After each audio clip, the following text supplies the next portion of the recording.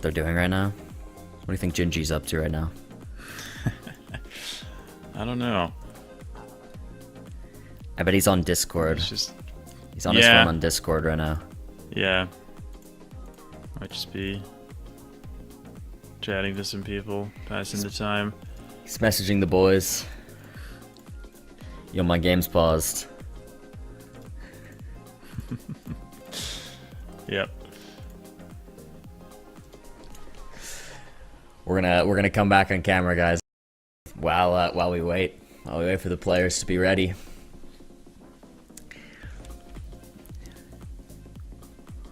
Guys, I'm getting word the rollback didn't work, so we're actually going to replay the entire moving match, which should be interesting. So we're going to start from scratch here, get the both players into a brand new moving game, and just restart. We were only about 4 rounds in, so it's okay. But sorry, it took a while. They were trying to get us straight back in to exactly where we were, hopping right in on a round 4 again with the same health, but apparently a little bit of technical difficulty, and we're going to restart. Should be fun. Should be all good. We're gonna take a look whenever that is ready. If anyone wants stats while we wait, in terms of the moving games which we're playing right now, Radu's won 13 out of 17. Gingi has won 6 out of 17. And then the no move, Gingi's won 11 out of 17, so slightly better win rate. But Radu has won an amazing 15 out of 17 moving games. So really, or no moving games rather. So really, just. He's hard to beat, and Gingi probably feels most comfortable in no movement NPC, but so does Radu, and yeah, it's hard to take any points off of him. Yeah, he'll still feel comfortable going back in, and he can just start us off with another a guess like that in Brazil. Hopefully, we'll be all good, and he can reset it back to where we were. But guys, again, thank you for bearing with us here on these technical difficulties, but we'll get in, and we have a lovely set of games to come today. Should be a really good time. The RC, we're gonna get him again at the end of the day too versus Fao, which should be a really exciting matchup, and Fao right after this versus Moo. So it's just gonna be a great day. We'll get into all the games. They'll all happen, I'm sure. This will be our only technical difficulty of the day. We normally don't have many. But yeah, we'll be fine. Still lots to look forward to. Hopefully we don't miss too much of that second match, but yeah, true. Either way, we will see. Yeah, hopefully we get underway soon here. Yeah, we'll get in when we get in. It'll happen. Jake, you have any hot take predictions for the GeoGuessr World League overall? Like overall? Yeah. Oh my gosh. Jake, I want to know. Hot take predictions. Dang. I mean, I think. Oh my gosh, this is tricky. I mean, I could make predictions, but I don't know if any of them would be counted as hot takes. Okay, that's fair. That's very fair. How about one? How about I think. I'm gonna go. Okay, I'll go really out on a limb, and I'll say that Pan from Greece qualifies for the World Cup. Not directly. Okay.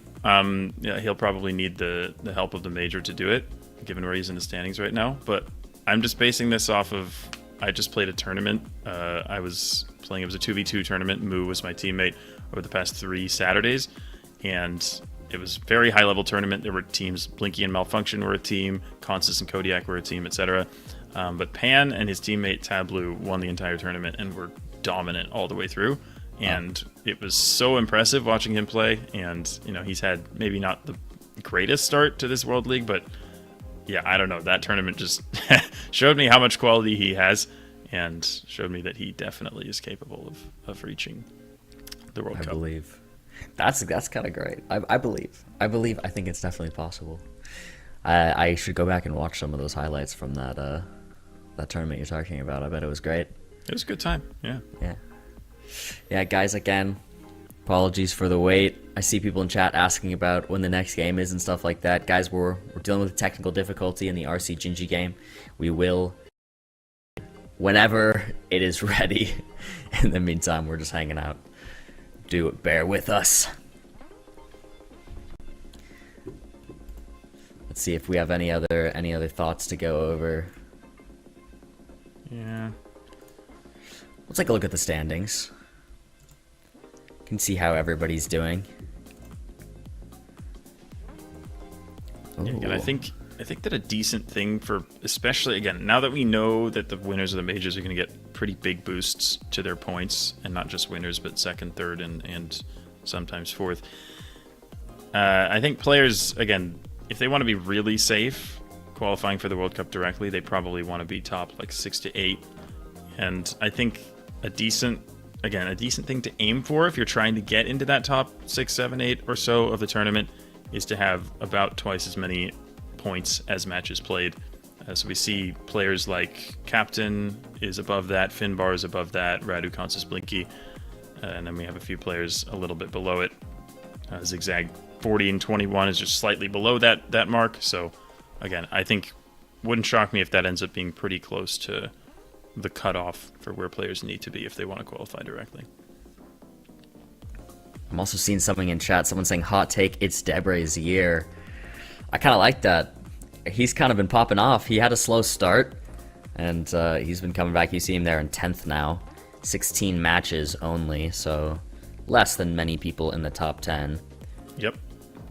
So yeah, he's above that 2x cutoff. Yeah. Okay, here we go. Oh, wow, we're in. We're finally in. It's RC Gingi moving. Reset. Starting in was pretty clearly Australia. Walpi up. So the up suffix in town names is found almost exclusively in Western Australia, I believe. So I'm not sure, but yeah, RC zooming into Western Australia, and I agree with the up suffix. That's probably where we are. Gingi doesn't appear to have picked up on that. He's got a couple other town names, but this is interesting though. A C road. I feel like C roads are more of a Victoria thing. This is really interesting, actually. Weird round. But the players are running out across the country from each other. Are we gonna see a little repeat of the first round one? He's found it. Gingi has the town, and I think it is in Victoria, but I totally understand why Radu is west here. Oh my, we're having a reverse of the first round of the failed moving game. This time, Gingi is gonna deal 4,000 points of damage. RC now on 2K. That is crazy. I think I would have been fooled by the exact same thing. I think he saw the town name. He knew that the up suffix was almost always Western Australia, and so he just started looking for it. And I think I would have fallen victim to the exact same thing. So we'll see if Radu can recover from this. We saw him recover from a similar hit against Lenley way back near the start of the league. So he's definitely capable of it. We've seen it before. But really great start for Gingi. Yeah, really great start. RC's going to need a big comeback here. They're in France. Our second round was in France last time, too, I think. Or was that? No, that was the... I don't remember which round that was. It was the third one. The third one. Yeah. But we're back in France, and RC goes now below 2k health. Wow. I think Radu just figured, I'll give him a head start. I'll be fine. Yeah. Round 3. Another rural Europe round here. We've got, looks like a German street sign, I imagine. Seems Ballard's like it. houses all fit for Germany. Gingi gets the guess in. Lower road quality than normal, I want to say, which might push the players a little bit further east, if anything. Oh, he's got a Kai's. I don't know if he'll know it. He's zooming. He might know it, and it is east. I think he's got it. RC with a good guess here because he's got the Kreisa. He does. Really nice guess. That's going to be a bit of a comeback there, but nothing too much. Going to deal 1,000 points of damage to Gingi's health. Taking us to round 4. RC still has quite a bit of a comeback to make. Yeah, it makes a lot of sense where that ended up being. I think the road almost looked sort of Polish, so for it to be right near the Polish border makes perfect sense. But Radu doing really well, finding that town entry sign and using the information on it. Again, not a lot of players have learned those, but he's definitely, well, he knows his stuff. He knows his stuff. He definitely does. Round 4, finally, RC with a sign. We should just be in Australia here, and now we've got some town names. They both got the same town names here, Horzum and Hull's Gap.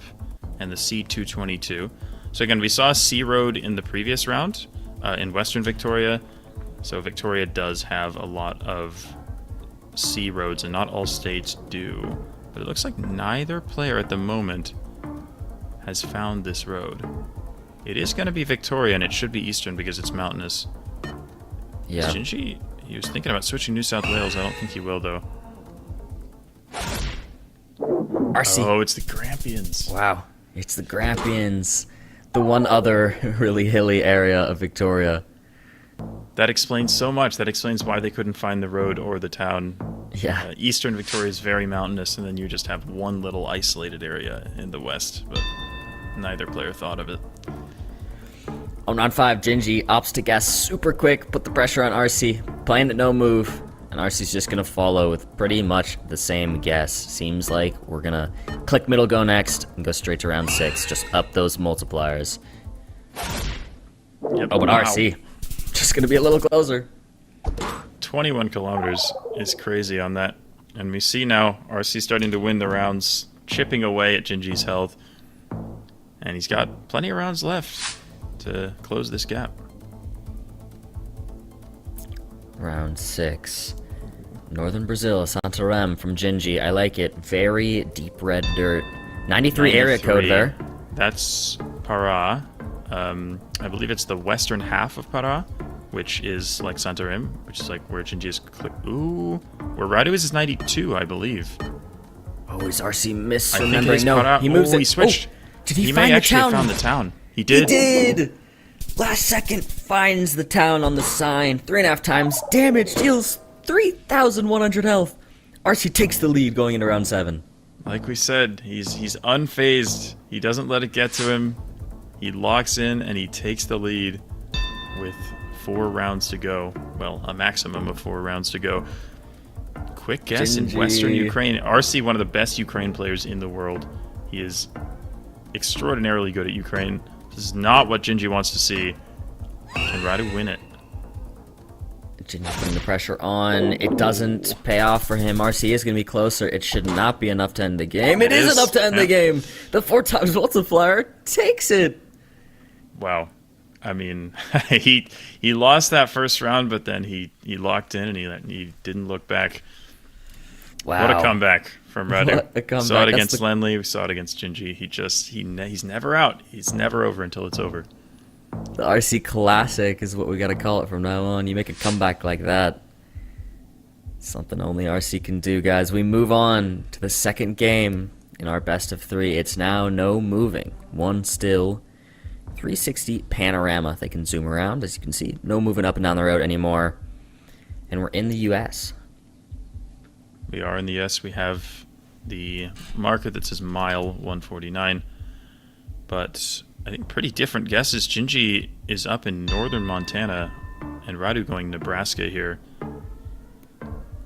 Gingi thinking about switching, but again, Radu is an amazing US player, so I don't think I would doubt him on a round like this.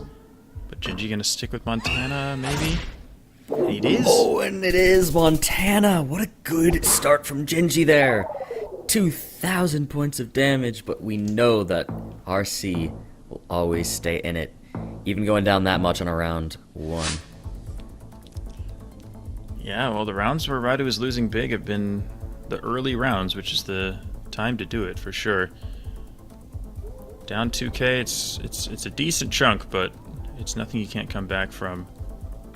This looks like a Cambodia, which is not gonna matter too much, I wouldn't think.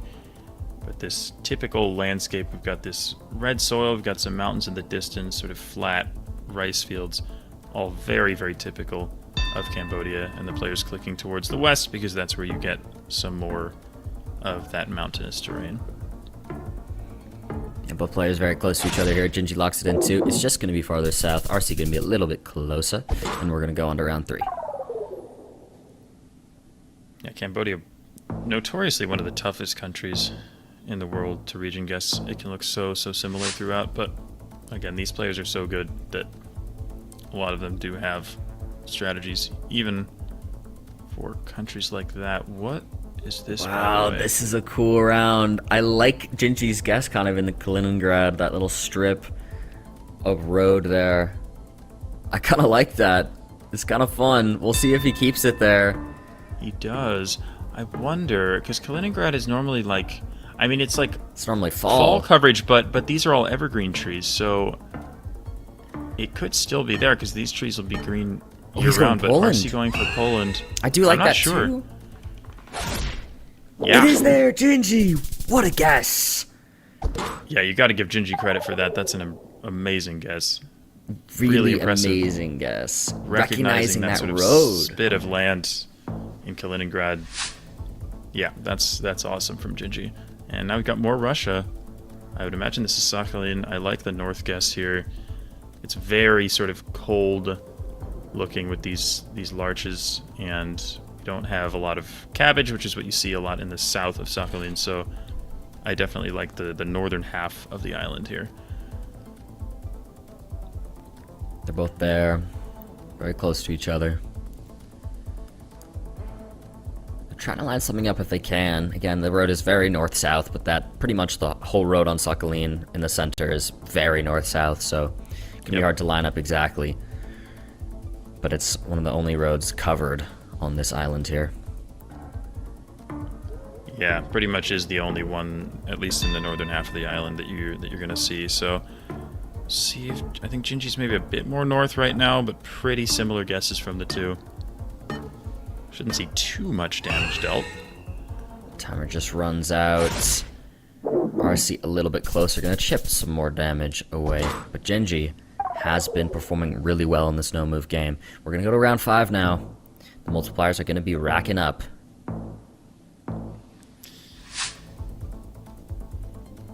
Three times damage. Northern Canada, I love it. Gen 2 coverage. We got a lake here, very flat, dirt road. Looks very North Canadian. Definitely agree with that. Very sort of cold looking, sort of sparse kind of vegetation. We've got a lot of lakes, which you find, again, a ton in the northern parts of Canada. Radu's has a very specific zoom here on a road in, I think it's Manitoba. Gingi is in Saskatchewan. These are very different guesses right now. If one of them's on it, 3 times multiplier, this could be really big damage. The timer is running out now. We're looking at only 10 seconds left. Saskatchewan versus Manitoba. Round 5. Neither player looks too confident, though. This is big. Timer runs out. Who is it? It's gonna be Gingi closer. Wow, with the 3 times multiplier, he wins no move. We get an NPZ. Wow. Amazing guesses from Gingi there. I think Radu probably won't be super happy with his performance there, but Gingi, I mean, the guess in Kaliningrad, the guess in Saskatchewan, I mean, there were some really tough rounds in that game, and he really locked in. He stayed composed, and again, every point in the table right now for Gingi is crucial, so he's going to feel really happy with himself for getting a point off one of the best players in the league. Really great stuff, and we take it to NMPZ. This is our tiebreaker. The format is NMPZ, no moving, panning, or zooming, one still image. That's it. And this is the image they get to start us off. Yeah, we got a Sweden and a Finland. I could definitely see either here. It looks very Northern European with these trees and this vegetation, but we'll see. One of the players is going to be right. Gingi keeps moving further south. I'm not sure where we are here. Time runs out, but Gingi, what in the world? What a guess. My goodness. Gingi is on fire right now. His guesses have been so precise. That's so impressive going. I mean, that looked really northern, so the guess, yeah, that's an amazing guess from Gingi. Really nice. And it looks like round 2, they both recognize the exact town. It's Santa Cruz de la Sierra in Bolivia. Both there. Yep. Gingi so far has won 3 of his 7 NMPZ games, whereas Radu has won 5 out of 6. So a higher win rate for Radu. Zoom in Africa there at the end? I was actually looking at the stats. I didn't see it, no. Okay. Was he just playing with us? I don't know. I think so. Oh, gosh. Sorry to cut you off. That was too funny. I was like, what is he doing? Wow, both immediately zooming in on the east road in Ghana, although Gingi has now switched to the west, but he's back. I mean, I like it. It's north-south. We have some mountains to the east, which would make a lot of sense for this part of Ghana. So, yeah, I think both players have a pretty good idea here. Yeah, both players right there. Gingi's still kind of trying to line something up if he can with the extra time he has after RC's guess. If the timers runs out, he leaves it where it is. Is RC on it? He is. Yes! The 4999 from RC, NMPZ in Ghana. Wow. Wow. So impressive. I mean, he figured it's probably the east road, and then he just looked for a town that lined up with the road angle in the mountains that he saw. But what a guess from Radu. Here we have in New Zealand. We got yellow outer lines on this road, which you see most commonly in New Zealand and Ireland, but landscape-wise, this is definitely more New Zealand. Gingi thinking it might be around Wellington. Radu taking his time to think about this one. Yeah, RC yet to even open the map while Gingi's really trying to line something up on the map. He's looking at all these towns here. Water west there. It's probably just a little enclave of water. Which means ocean probably north? Or is it a lake? Hard to say. Yeah, I would guess the ocean's north as well, but yeah, can't really tell. That's the thing about an NPZ. You never know for sure. I didn't actually see. Is this pin? Are their pins still both close to Wellington here? Yep. Okay, it's gonna be north of the South Island. Gingi's gonna be a little closer again. Gingi really pulling off an amazing overall matchup here against RC. This is a close one. Going on to round 5 now. 3 times damage for the multiplier. And a quick Gorental zoom. Yeah, fascinating. I'm not sure what exactly. Okay, well, now he's all over Sulawesi. I do like the Sulawesi guess with the way this fence looks on the left. This sort of tightly packed, almost wooden fence is very common. This style of fence to see in Sulawesi, but even if it is Sulawesi, it's quite a large island, and region guessing it can be difficult, which is why he is currently in the Gulf of Tamini, because he's not sure either. We do a little swimming. Radu again, just taking his time, not zooming in, not even letting us know what he's thinking. And we'll see what he ends up deciding on. He's going to go Nooses. You do see fences like this in the Nooses as well. So, wouldn't shock me if we're there too, but this could decide the game. Yeah, I do like the Nooses. It looks a little dry here. But it is Sulawesi! With 3 times damage will beat RC on NMPZ, win the overall matchup, take 2 points to his world ranking. Unreal! That is a massive result for Gingi, getting 2 points against Radu, one of the best players in the league. Again, Radu, I don't know how many matches he's lost so far. That might be his 2nd or 3rd match loss, but that is an amazing result for Gingi. And again, we said he's kind of on the bubble in the standings right now. Not sure if he's going to qualify for that Americas Regional, so that is a huge 2 points for him. Yeah, and here he is beating RC, one of the best in his own region. So seems like he might get there. We'll see. Really great way to start the day. What a match. We've already started Move Foul because that game did get delayed a lot. So we're just going to get straight in to Move Foul. We had the American Gambit. Now it's time for the Canadians. They're only on round 3 in the moving, and it's a close game. All right. Nice. So it looks like they delayed this one a little more than normal, so that's cool. We get to see Moo and Foul face off. These guys, not only are they good friends of mine, they're good friends of each other. They both go to the same school, I believe. They do. And they're good friends. They actually met through GeoGuessr, and yeah, so they know each other very well. They know each other's play styles very well. So this is such a fun matchup. Yeah, really fun to see. They actually rock climbed together in person. If you want some more fun facts about these two, same university, good friends. And now they're here, up against each other. Is there info on that sign? Might be. Oh, they've got the same one. I don't know, though. I'm not sure there's anything helpful on there. Yeah, I'm not seeing too much. So they're both in Peninsular Malaysia because we had those black stickers on those poles. But, yeah, as for where, it looks like both players are still unsure here. What a great 2 matches to start the day. This one's just as exciting as the first. Really excited to see how this plays out. It looks like Moo's just going to continue to chip away at some damage. We're going to go on to round 5 already.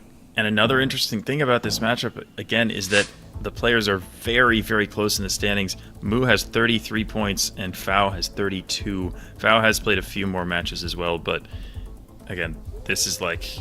They're both in that same kind of position as Gingi. They're kind of on the bubble in terms of, like, are they going to make it to the regionals or not? So every match matters for these two. And again, they're so evenly matched. I play a lot of games with them, and they have similar skill sets and similar play styles. And it's so hard to call this match. This is a hard one. Also worth noting, before last week, Moo actually had taken off over a month of the World League, taking a little break, needed one. Yep. Took a little GeoGuessr break, and then prepared again, grinded, and now he's back. And he played well last week, and now this is his 2nd week back after a little break, so see how he can do here. A lot of pressure. I'm not positive that they have any info here. I can't quite read anything, but we have one in Banten, one in West Java, so slightly different guesses. Banten it is. Banten it is. Moo's closer, just continuing to chip away that damage to Fao's health. Both players making really good guesses, but Moo a little bit closer. We're going to go round 6.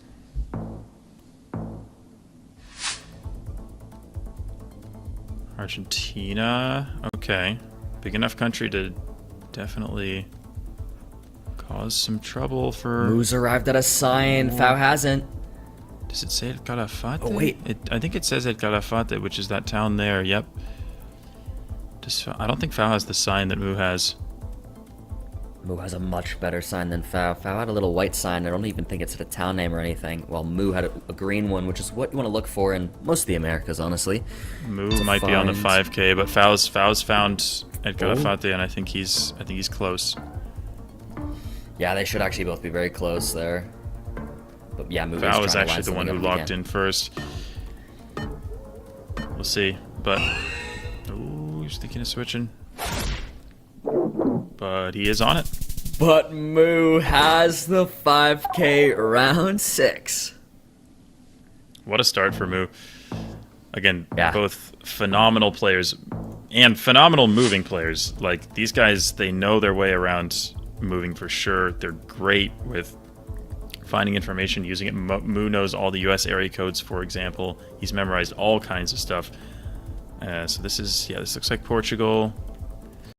Imagine we'll just be mainland and we see some coast here, so I doubt we'll see too much damage done, but we'll see if a player can find a town name or something on a bin or something else. Yeah, we just know we're close to the coast. Moo. Moving. He's trying to find what he can. Fao. Some more signs here. Yeah, Municipio de something. He has a municipality name. It looks like he's just going to scan for it. I can't read it myself, but I don't know. We'll see if he finds it. Yeah, neither player too confident. Timer's running out here. Lisbon. 3 seconds. And they're going to stick with it. It's just going to be farther south. Wow. Yeah, you see a little frustration from Fao because he was scanning in that area for the town name, and it looks like maybe it either wasn't on the map or it was a little bit smaller, or maybe he scanned over it, but a little unfortunate for him because time is running out and he knows that he's only got 3 rounds to bring this back. And he's going for the insta-guess. The insta-guess. You love to see it, honestly. The confidence. Far southwest Finland. Moo has not decided on something yet, but they've got similar guesses. What a guess from Fao, by the way. Wow, Fao. That's a good little bit of damage to deal to Moo's health. Slightly evens things out. We're in a less than 1,000 point differential now between the two players. And we're nearing the end of our game. It's going to be round 9. It's going to be 5 times damage on the multiplier. Is it, I think there was is it Turkey? Yeah, they look like Turkish bollards here. Turkey's a big country. Fao might be entering some kind of town here. Moo is just, oh my gosh. Okay, yeah, he was zooming southeast. I was like, it's way too green to be southeast, but northeast makes a lot of sense, and both players, oh gosh, wow. They're on it. They're on it. Fao, a little bit closer again. That's 25 points. Last round here. Fao needs to make up about 900 points. Definitely doable with the multipliers, assuming we get a reasonably large country. Yeah, oh, we sure do. Oh, we do. Looks like we're in the U.S. Guys, round 10. 10 round limit. You gotta do it in 10. Whoever has the most health at the end of this round will win. The players have gone opposite ways from each other. So if it's very possible that one player will find info and the other won't. Fao is going very slowly. Moo moving as fast as he can. Moo's going to be looking for an area code. He knows them, and if he finds one, it's going to be game over. And it looks like he... Does he? Wait, he's had a sign. Oh, he's got a road number. That'll help. He's got a road.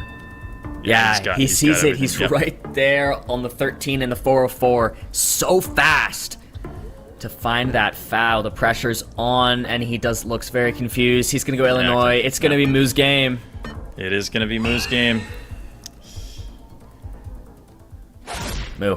Right there on it. 3.9 kilometers away. Deals 15,000 damage and takes the moving on round 10.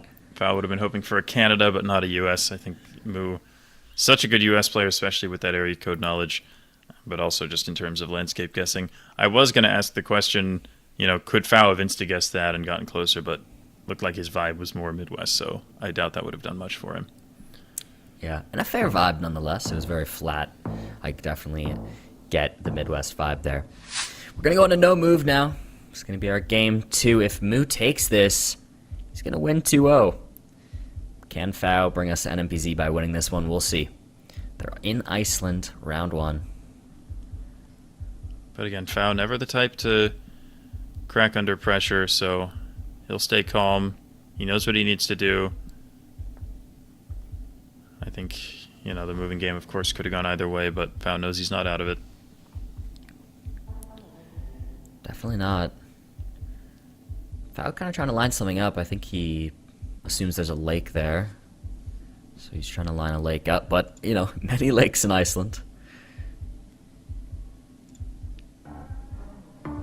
15 seconds left on the clock. Both players in the western part of Iceland. We shouldn't see too many points here for round 1. Moo locks it in quick. Pressure's on RC. Oh, RC is actually more up north now. RC? I mean, sorry, Fao. Fao is more up north now.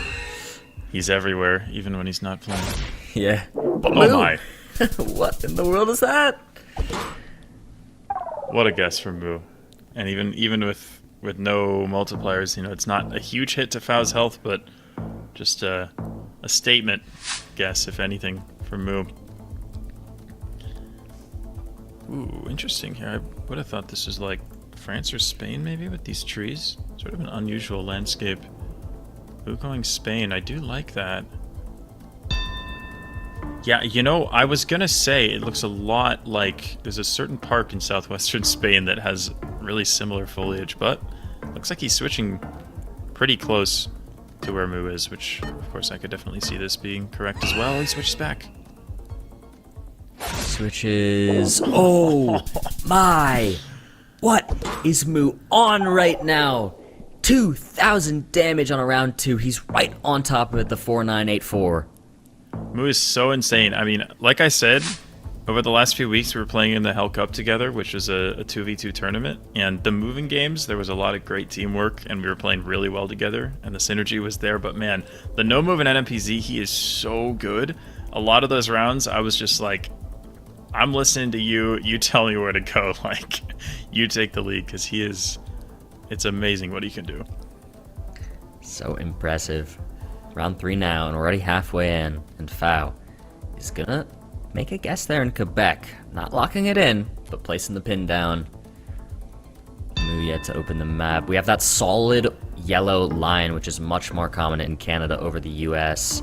That center line there. And it's going to be Fao closer. Hard to beat Fao on Canada, even though they're both Canadians. Fao's so good at Canada guessing.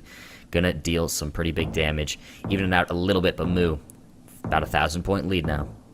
Yeah, they are both Canadian, but I don't think Moo does as much Canada practice as Fao does. Fao may be the best Canada player in the world. So, yeah, no matter who you are, you don't want to see Canada against him. This is interesting. We have an Indonesia, but I'm not sure there's any good information here. So the players are just going to have to guess based off of the poles and the roofs here. Oh, wait, no, it says Kayong Utara. That's West Kalimantan. Oh, my gosh. Do they know Oh, it? my. Oh, Well, Moo is there. Moo Where's is Fao zoomed zoomed in into? there. Fao is in Eastern Kalimantan. Yeah, I think he's on North Kalimantan right now. Oh, boy. Oh, you He's gotta know your considering Kalimantan. Gotta know your my. Kalimantan. Oh, Fao's so far north in Kalimantan. Where is Moo's pin? Oh my, yeah, this is gonna be Western Coast. He's now central, going but Moo's there. gonna be pretty close here. Oh wow, Moo, gonna be much closer. Really nice guess. 2.5 damage almost takes Fao out. He is still in it. He's still alive, but he cannot lose a singular round with these multis unless they're right on top of each other. We'll see what happens in this round 5. No move. Can Fao make a great guess and make a comeback? Or if Moo's closer pretty much at all here, he's probably going to take it. We got a Brazil pull right there that Moo's zooming in on. Should be Brazil. We're going to go north here. Rio Grande do Norte Yep, from Moo. I like it a lot. Fao, yet to open the map. definitely northeast here. We have a pole without supports on it, which you see much more commonly in the northeast. I like the Ceará guess as well. This sort of vegetation that you see along the side of the road is very typical of this area, but again, Brazil's a huge country, and if Fao's even a little bit further away, he will probably lose here. Seems like it. The guess is in.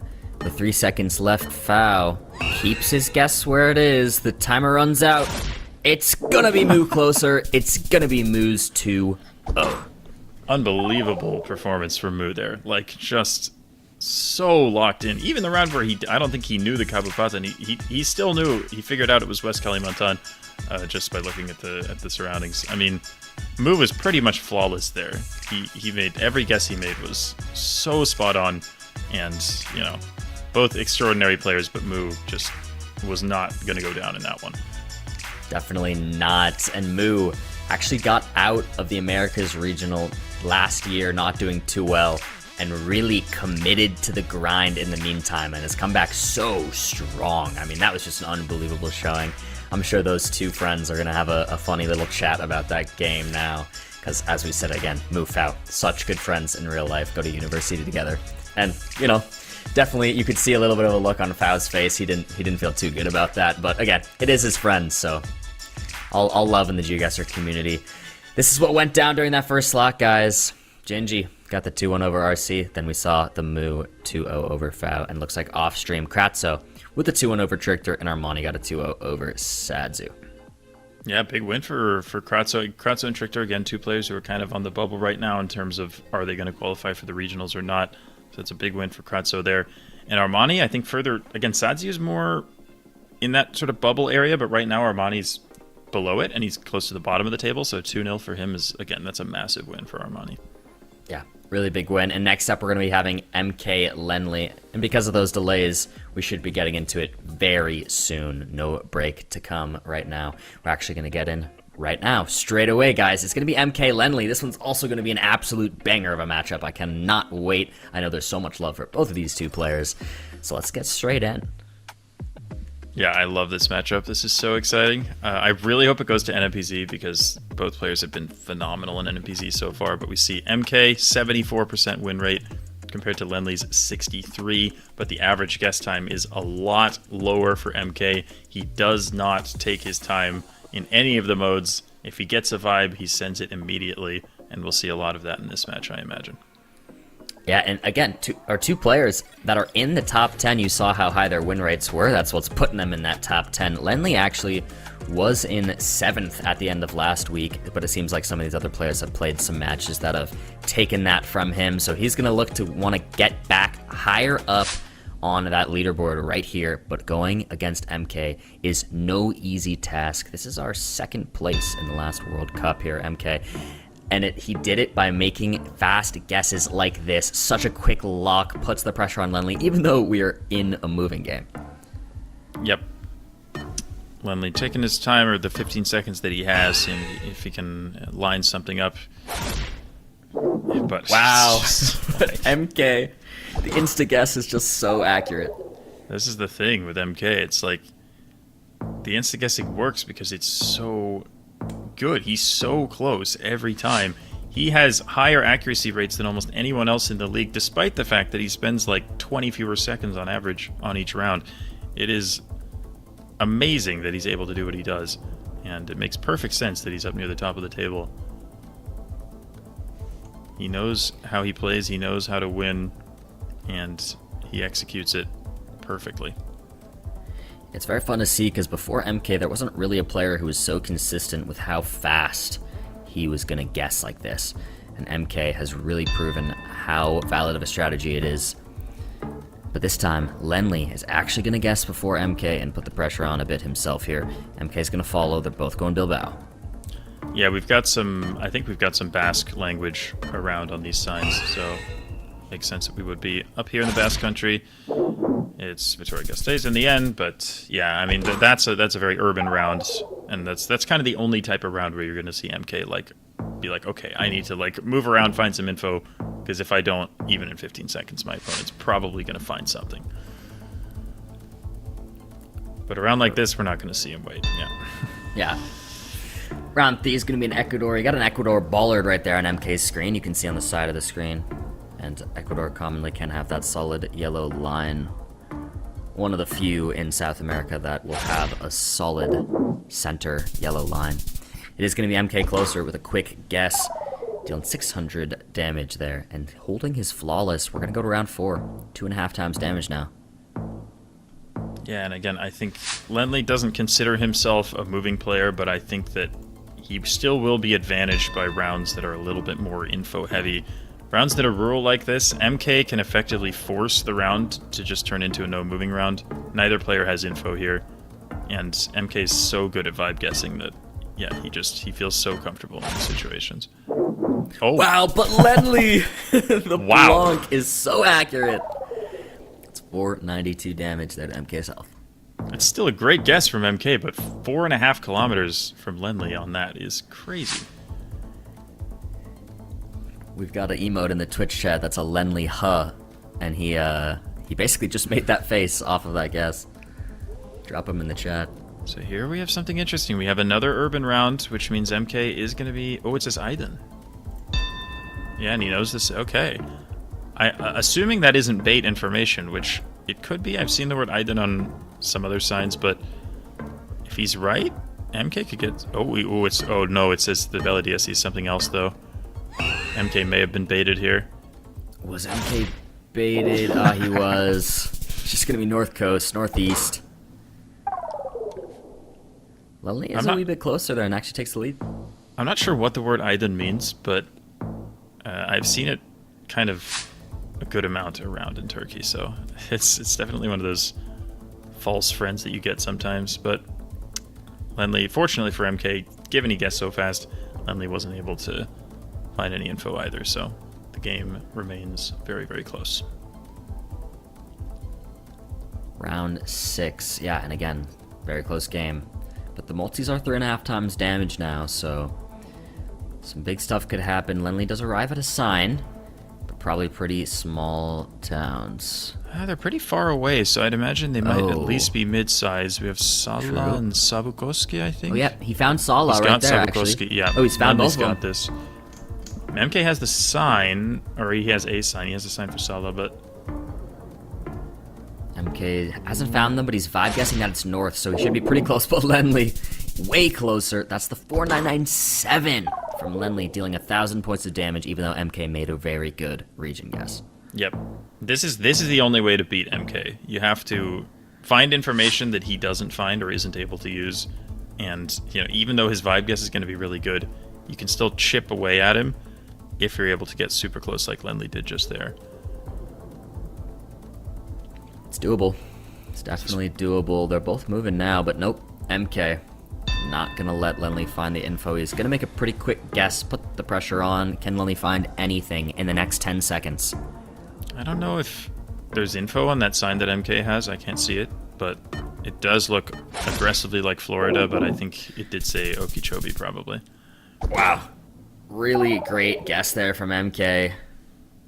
But Lenley still does have the lead right now. Only by about 500 points, 3 rounds to go. This really could go either way. Oh boy, rural Russia, here we go. Rural Russia, and MK is gonna move. Or is he? Nope, he's just gonna study the antenna. Lenley actually thinking of making a quick guess, and he does! He puts the pressure on MK this time. And they're making massively different guesses. Totally different guesses. And MK's on it. What in the world? That takes the moving game for MK. We go on a no move. That's, I mean, yeah, it's hard to even call it a moving game when the rounds that end up making a difference are the ones where MK just has a vibe on a rural round and sends it in. But I mean, again, amazing accuracy. Russia's such a hard country. That round was not easy. And MK still had the vibe and got Eastern Novosibirsk from that little that we had. So, yeah, just amazing from MK. Day in and day out, he never fails to impress. We'll see if he keeps it up here on the no move. He's got a pretty confident guess in Mongolia. Lenley is going to follow suit in a similar area. Lining up a road in Mongolia is crazy, given, like, most of the roads in this country aren't even on the map. Yeah. Yeah, that's pretty crazy. And they're both trying to do it. They're both going to be close, but not right on it. Lenley, a little bit closer to start us off. That's 180 round one, go to round two. Yeah, Mongolia is such a tricky country. There's a lot to learn, but again, in the grand scheme of things, those were very, very strong guesses from both players. Round two. Is this Italy ever? Yeah, I think that sort of beige color on the building feels very Italian. Both players agree with that. This general hilliness, I do like the guesses, and I think they're both in like Tuscany right now, which, yeah, would make a lot of sense. So we'll see, but I wouldn't imagine we'll see too much damage dealt here. Lenley locks it in. Oh, it's just going to be a little south of Rome there. MK. A little bit closer, but they both had a very similar idea. Yep. Just trading blows here at the start, but really not too much to speak of so far. But again, Lenley under pressure here. And he feels, again, MK probably feels fairly comfortable at where he is in the standings right now. Lenley maybe a little less so. He's slightly further down. He's still currently in that top 12, but again, now that we know a little bit more about how the regionals are going to work, Lenley definitely feels like he can't take his foot off the gas here. Has to keep the pressure on. He does, and he's making good guesses. MK making a little better ones on our round three. Go to round four. Yeah, but Lenley is sitting in a nice spot. He is 10th right now, but he could go down if he's not picking up some points today. We'll see. And again, I would say that for the most part, in that moving game, it was the rounds that were urban and the rounds that had information. Those were the ones that maybe advantaged Lenley a little bit more, whereas the more middle of nowhere rural rounds were what made the difference for MK. So I'm not trying to knock Lenley's no moving skills. He's obviously still one of the best in the world, but playing MK especially on these no move and NMPZ modes is incredibly scary. But Lenley's gonna be closer there. Nice guess. Keeping himself in it here. Again, I mean, honestly, with the exception of that one Russia round, the guesses and the health so far have been very, very even in this game. It's been a close matchup for sure. Round five, back in Russia now. Back in Russia. Yeah, it did not work out well for Lenley the first time. And it's urban this time, which is maybe even more scary because when you can't see the landscape and get a feel for it, and you just have this generic black car long antenna, it's really, really hard to narrow down urban Russia. Honestly, wouldn't shock me if we see the game end on this. It's definitely possible. 3 times damage, round 5. Pretty Yep. different guesses. Krasnodar from Lenley. MK is much closer to Kazan. They're both Krasnodar sort is of Western, but it's pretty different guesses. I mean, I don't know if I would be in Krasnodar myself. Yeah. We don't see any birch trees, which is probably why he's thinking we're south. But again, when you can't see that many trees, and a lot of the ones we see are probably planted anyway, it's really hard to trust the trees. Lenley's thinking about switching. I think he's going to leave it. Commits it. It is just going to be closer to Kazan. MK with 3 times damage will take the matchup. That was a risk for sure from Lenley, and maybe the red soil didn't quite work as well for far south. But again, if that was a rural round, I think both players... What in the world? MK showing off. It's like that. And then they're both giving thumbs up. Oh my gosh. Yeah, again, I think rural rounds, easier to get a vibe. You get a lot more foliage and things to look at. But in an urban round like that, so difficult. And MK just a little bit closer, and yeah. And Lenley took a risk, didn't work, and that was all she wrote. Yeah, looks like Russia might be the downfall of Lenley, but everything else, he's pretty chillin', so maybe he just needs to not get any more Russia for the day, or maybe study up a little bit more.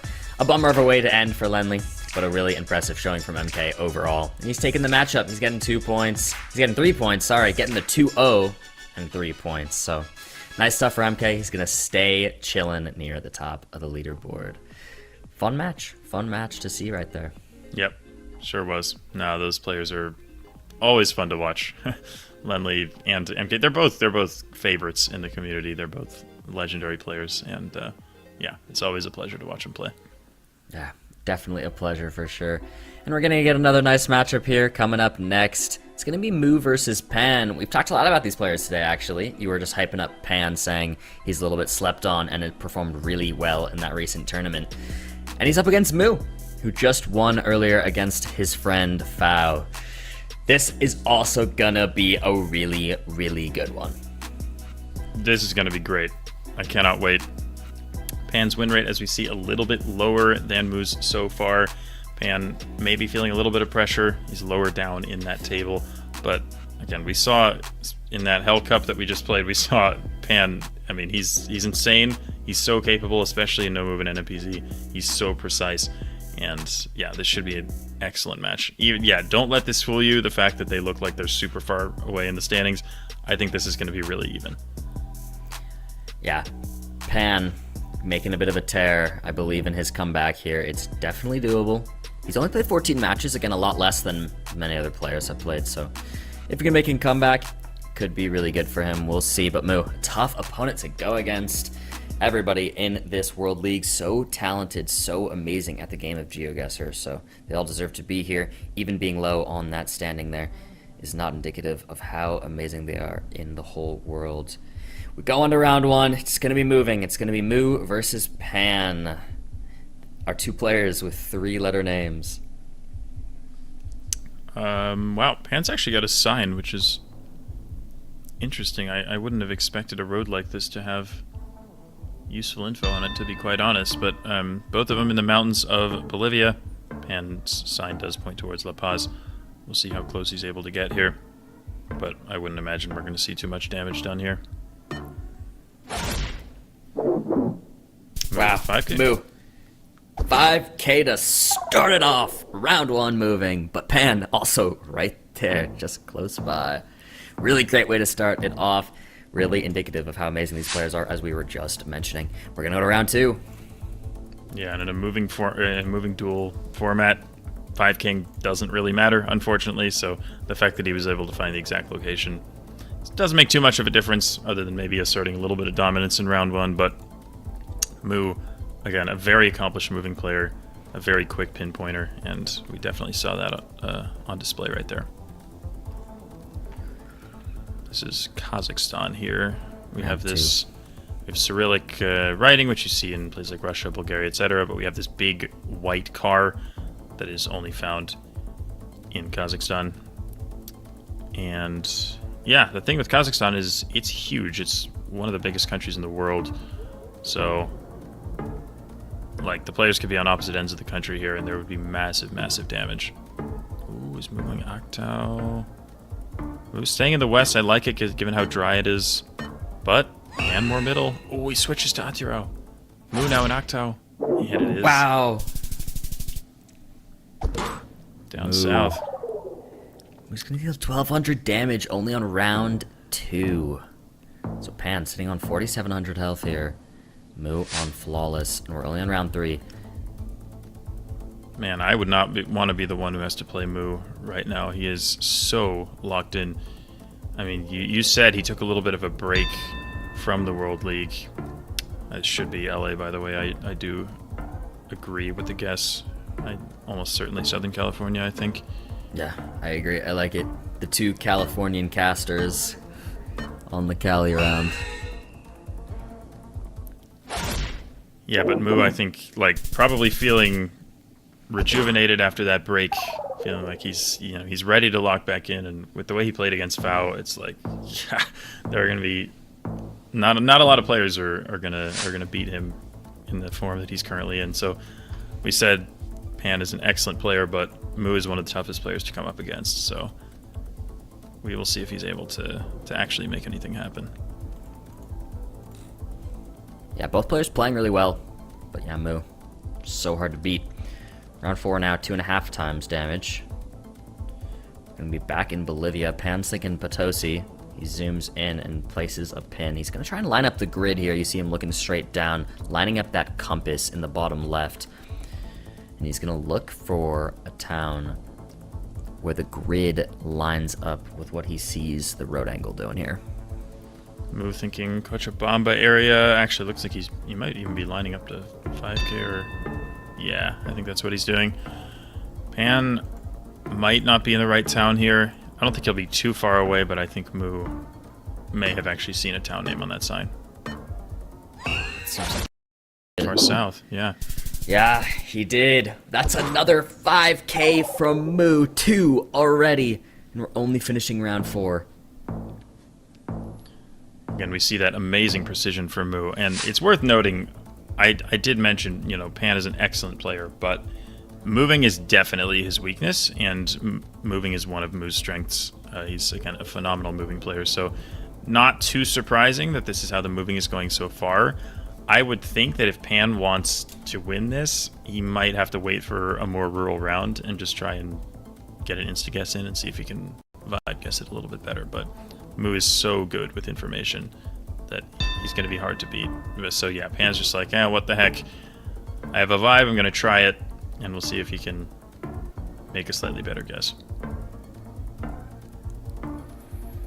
Guess is in Moo, following border of Queensland and New South Wales, so a bit of a difference here.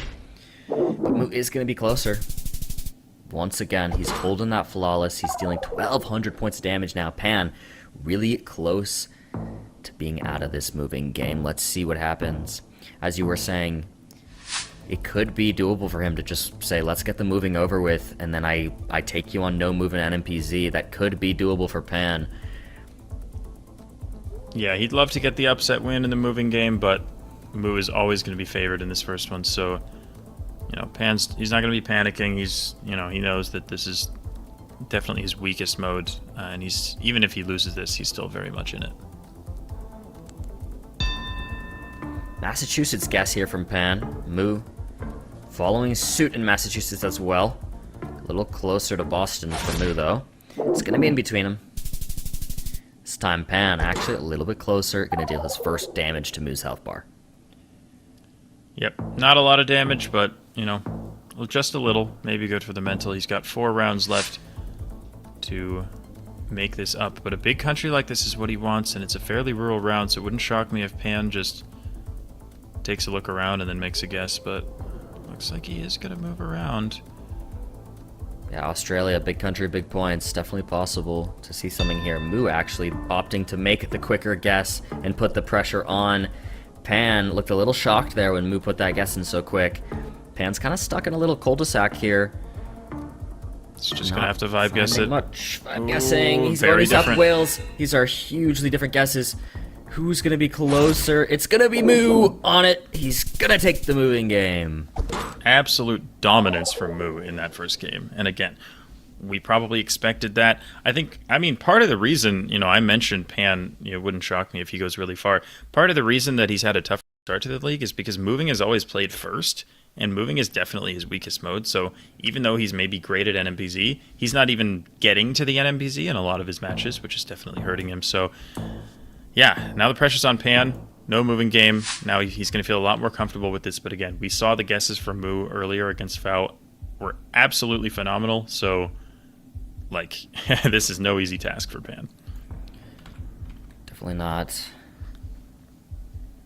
Moo has a 50% win rate right now on no move, and Pan has a 46. But Pan does have a 75% win rate on NMPZ, so he does really want to make it there. Yep, that's the thing. I think if all the matches played all 3 games, I think Pan would probably be better in the standings right now. These guesses are pretty different, by the way. They're both in Greece. Worth noting, Pan is, in fact, Greek. But he's pretty far northwest. He's even thinking about Croatia here. Wow. Keeps it there. It's going to be an island. Pan's going to be a little closer. Yeah, so I guess Pan had the sort of Ionian vibe there. I don't think Moo will be too disappointed about that. It is Greece after all. But, yeah, again, the tough part for Pan is getting to that NMPZ game. He's definitely had a few 2-0 losses. So he wants to avoid that above all. But again, Moo, one of the toughest players to come up against, especially given his current run of form. Maybe a wave? No wave. No wave. Is that close enough? That's got to be the question, right? It's pretty close, but I think we can forgive them on this occasion. I think we can forgive them too. I agree. Round 3. Wow. Argentina here. Yep. By the looks of it, very far south, I would assume. Middle of nowhere. Yeah, very little vegetation. I do like the idea of going very, very far south here. The more south you get, the shorter the plants and smaller the plants get. So both of them in the southern part of Santa Cruz province, maybe trying to line up a small road.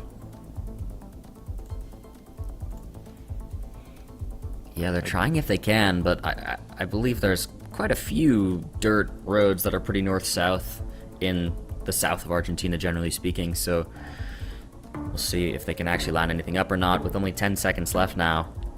I would be very impressed if either of them actually gets the road here. Agreed. Oh, Moose switching to the north of Santa Cruz.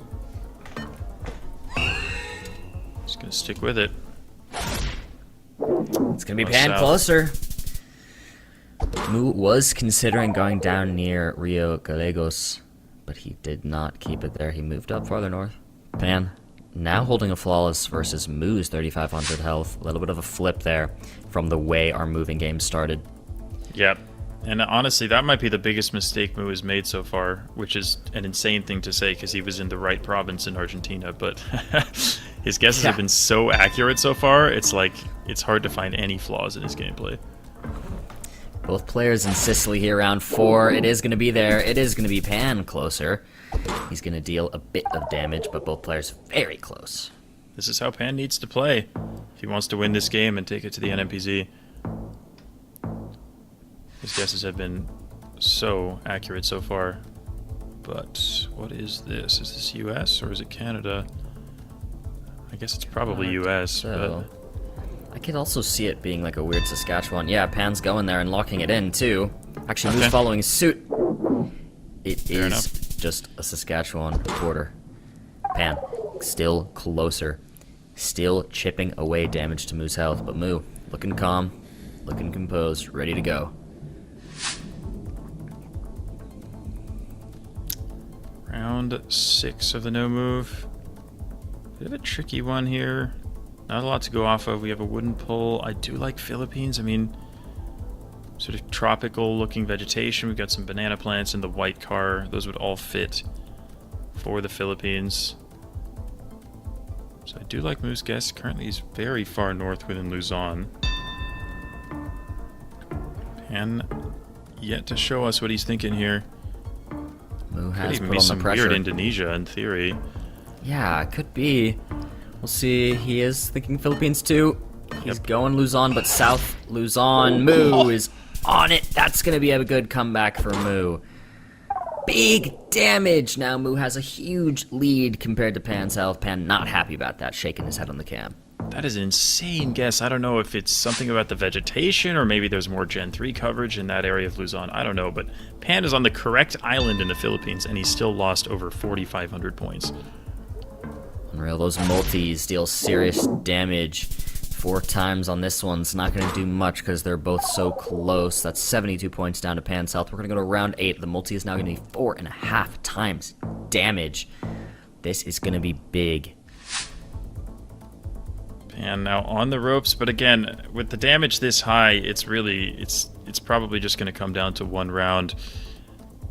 Like in this one, will the players get the country correct? That's the main question.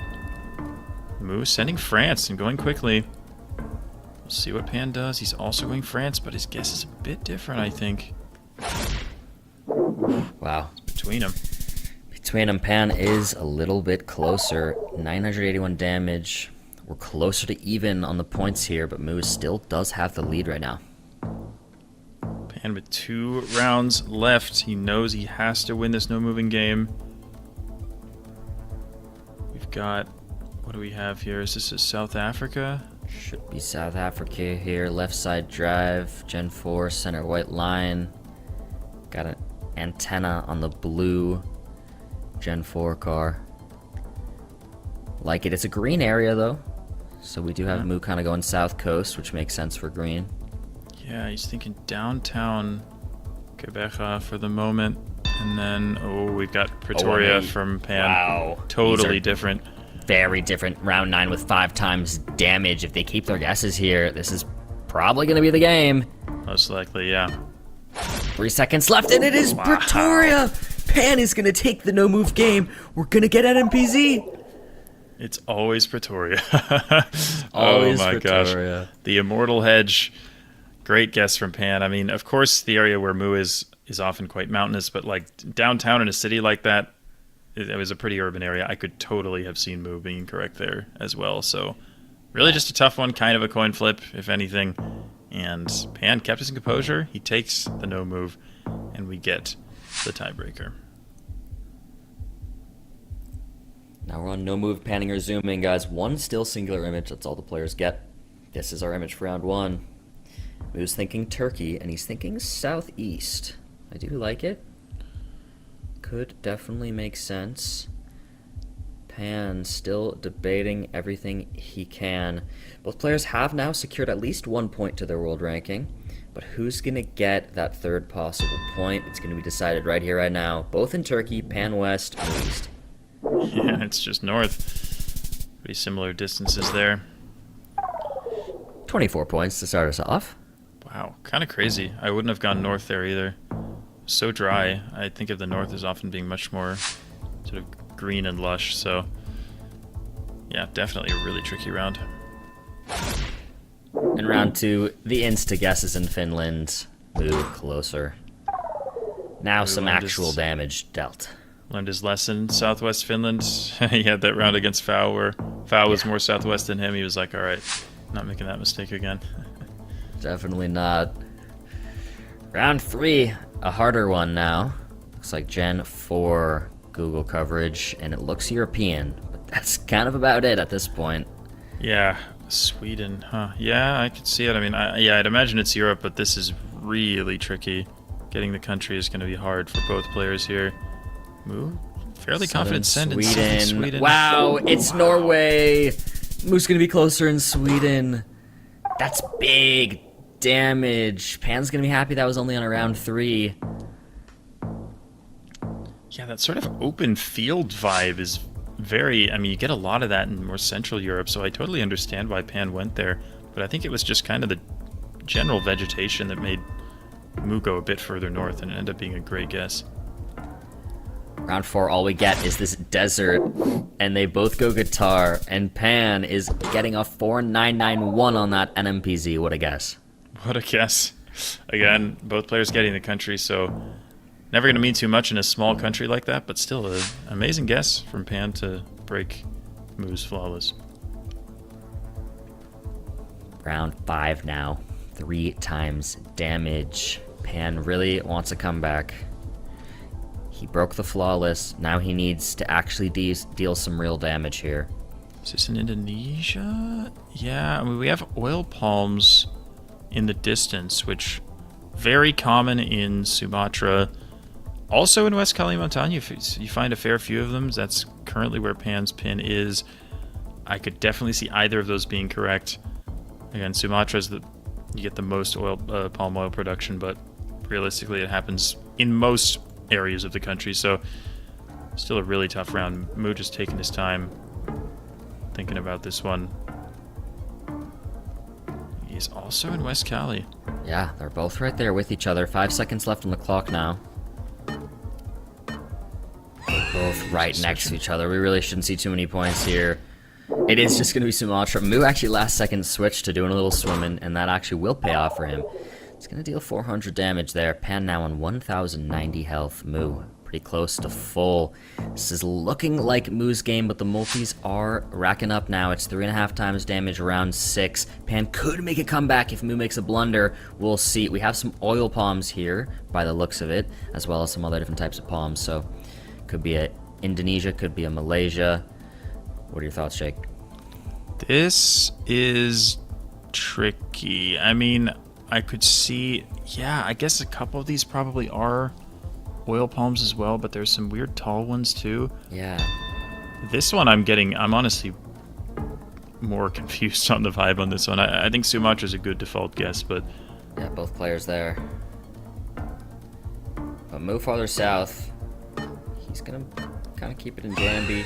I think Pan was in Riau. Yep. Yeah, he was. Keeps him alive. Going to deal a little bit of damage there. 1,600 health down from Moo's health, but Moo still a very big lead. Yeah, that one ended up being... I don't know if it was North Sumatra or even Aceh, but yeah, really, really tough, but very Sumatra-like vegetation with all those palms. Both players, looks like they instantly went for Western Germany, which is interesting because I'm not even sure what it is that gives that away. Oh, there's a white sticker on the signpost, which I think is a Germany thing, but... Four. Four.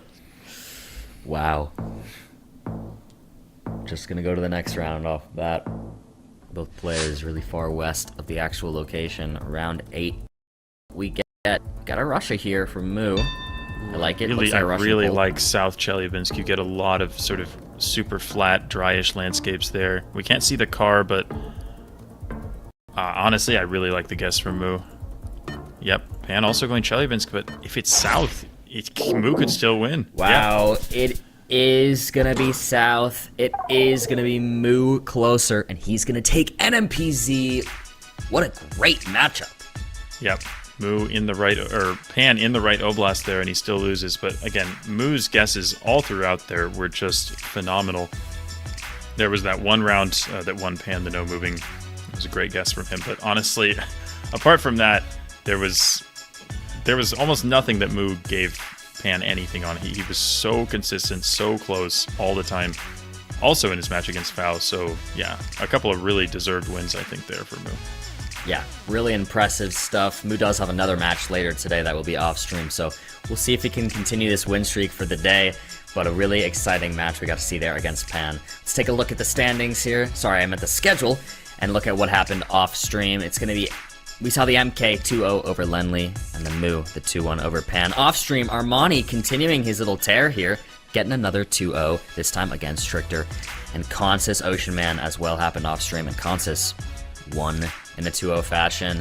And next up, we're going to have Harrier Fao on the mainstream. That one's going to be a banger. Here are our standings now. Moo now up in 6th place, and Consis, for the first time ever now, actually, is sitting in 1st place. You can see there our top 3 all have exactly 19 matches played. But the difference is that so far, Consis is completely undefeated. He has 52 points. That's unreal. Yeah, absolutely amazing. I mean, he's got 52 points out of a possible 57. He hasn't lost a single match yet. And Wow, I think, honestly, before this league started, everyone knows how good Consus is. But I think people probably would have predicted Blinky and Radu to be maybe the top 2 in the league. But Consus, so far, outshining even them. Still the only one not to lose a match. And just really amazing start for Consus. Yeah, really impressive stuff. And guys, this World League is leading up to these majors. That's what they're all trying to get to. We have our dates announced, and we have our locations announced as well, finally. Cannot wait for these events. They're going to be unbelievable. That's what the World League is leading up to this, guys. The top of each region is trying to get to those majors, which will then all, at the end, lead us to the GeoGuessr World Cup 2025 in Copenhagen, Denmark this time. It's going to be really exciting, guys. Go grab some tickets at geoguessr.com/World Cup. Going to be a great time. We'd love to see you there. But again, still the World League, still more matches to come. We're going to go to a quick break, and when we come back, it's going to be Harrier versus Foul. You do not want to miss it.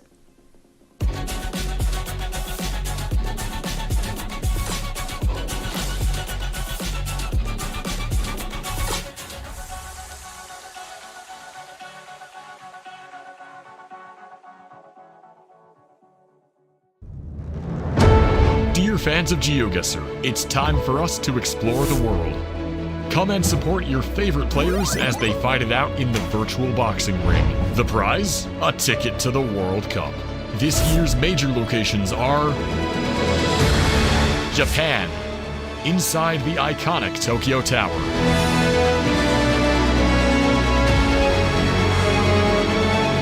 United States at DreamHack Dallas, one of the largest gaming festivals in the world.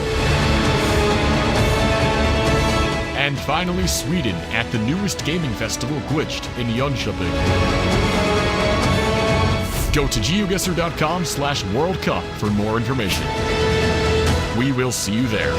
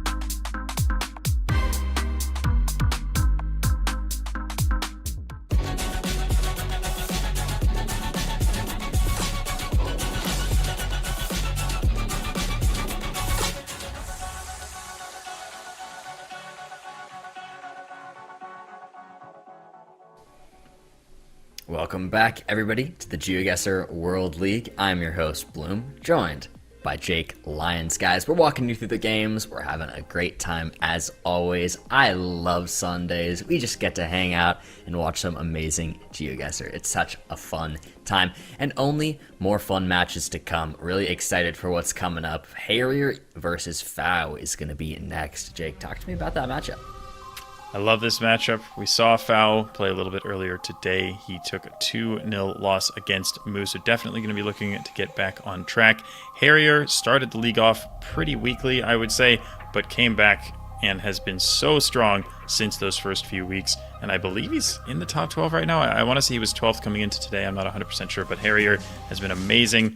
And yeah, it's going to be a great matchup and very, very tightly contested. Yeah, this is going to be a really good one. You mentioned, Harrier did not really have a great start, but he's been coming back strong. And now he's up against Fow, another player who's not having exactly the start you would like to see from him, but been making a bit of a comeback. He did, however, take that loss earlier today versus his friend Moo. So this should be a good one. This should be really exciting. Should be a really close one. Should be tightly contested. Yeah, we see very similar stats from both players there. And yeah, we see there also similar places in the standings. Harrier 33 points in 20 matches, Fow 32 in 21. So again, I mean, if that doesn't confirm that this is going to be a close match, I don't know what would. But yeah, I mean, Fow more of a moving player, I would say. So maybe he would have a slight advantage in this first game. But again, all three games, if we get to the third one, that is, I think are going to be very close. Yeah, agreed. This should be really fun. This should be great. We're going to get right on in. It's going to be Harrier versus Fow. Moving, here we go. Little Bhutan action to start us off. Yep. There's a little kilometer marker. I don't know if there's anything on there. A couple of small towns. Don't think either of those is very knowable. It says the SL2. Right, the SL2, that is knowable. Bhutan has road numbers. The problem is you have to memorize what they are because they're not on the map. And it's a bit difficult to remember which is which. I forget which one the SL2 is. I think it's one of the middle north-south yellow roads. But honestly, can't remember for sure. So both players are sort of in the middle of the country there. I think it is going to be one of the big north-south yellow roads, but we'll see which one. I might be wrong. Yeah, all good. We'll see. It's gonna be round one. Yeah, it's gonna be farther west one. Harrier's gonna be a little bit closer there. 101 points to start us off. Nothing too much to write home about. We're gonna go to round two. Yeah. Of all the priorities players have of I should memorize this versus that in terms of what's most useful, I think memorizing hidden Bhutanese road numbers is not exactly high on anyone's priority list, to be fair. So yeah, it's probably pretty low. Yeah, the rare Bhutan round that you get, you're probably going to be okay if you're just clicking middle. So yeah, it's small enough. Round two now. Germany by the looks of it. Let's see if the players can find any information. We've got a Hamburg sign here from Harrier. Yeah, Freie und Hansestadt, that does just mean, yeah, that is that Hamburg. This is not bait or anything. And unfortunately, Fow has Wiemerskamp, which is a lot smaller, so I think we might see Harrier take some damage here. Well, yeah. Fow takes some damage from Harrier. Yeah. And we do. Harrier, really nice find there. It deals some damage, 597. Yeah, that Harrier. was just a... Sorry. Go ahead. I was just going to say that was a case of the players going in opposite directions there.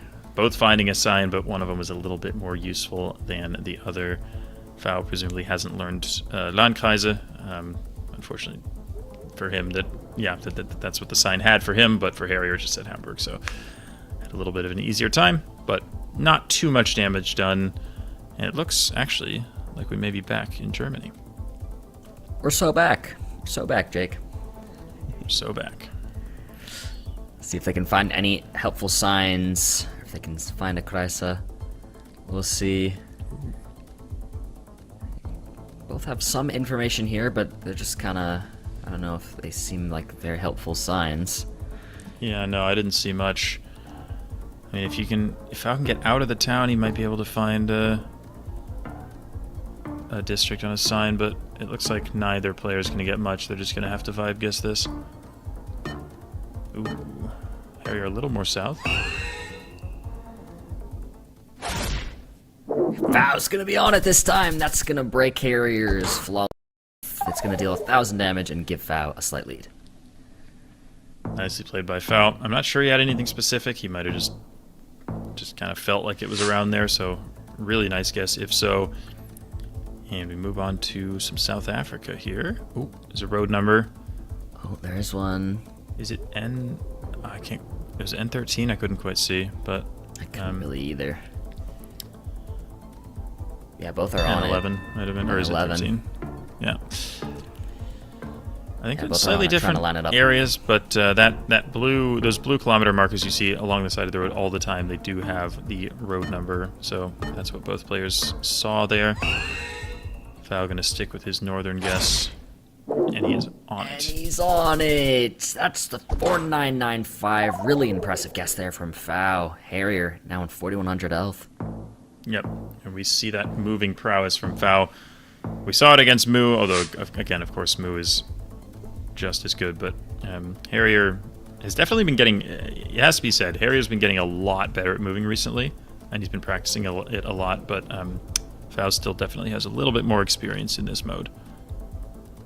Same sign, Savona, that's far northwest. Harrier knows that. Ooh, I'm not sure Fao does. Oh, wow. Savona is in Liguria, near Genoa. He's close anyway. Okay, he's got there eventually. But yeah, Savona's right there to his southeast. And he's found the roads, so he should be okay. Yeah, really nice work from Fao there. Really nice stuff, but both players so close. Not too much damage to Harrier's health because he made that very nice guess quickly. Yep.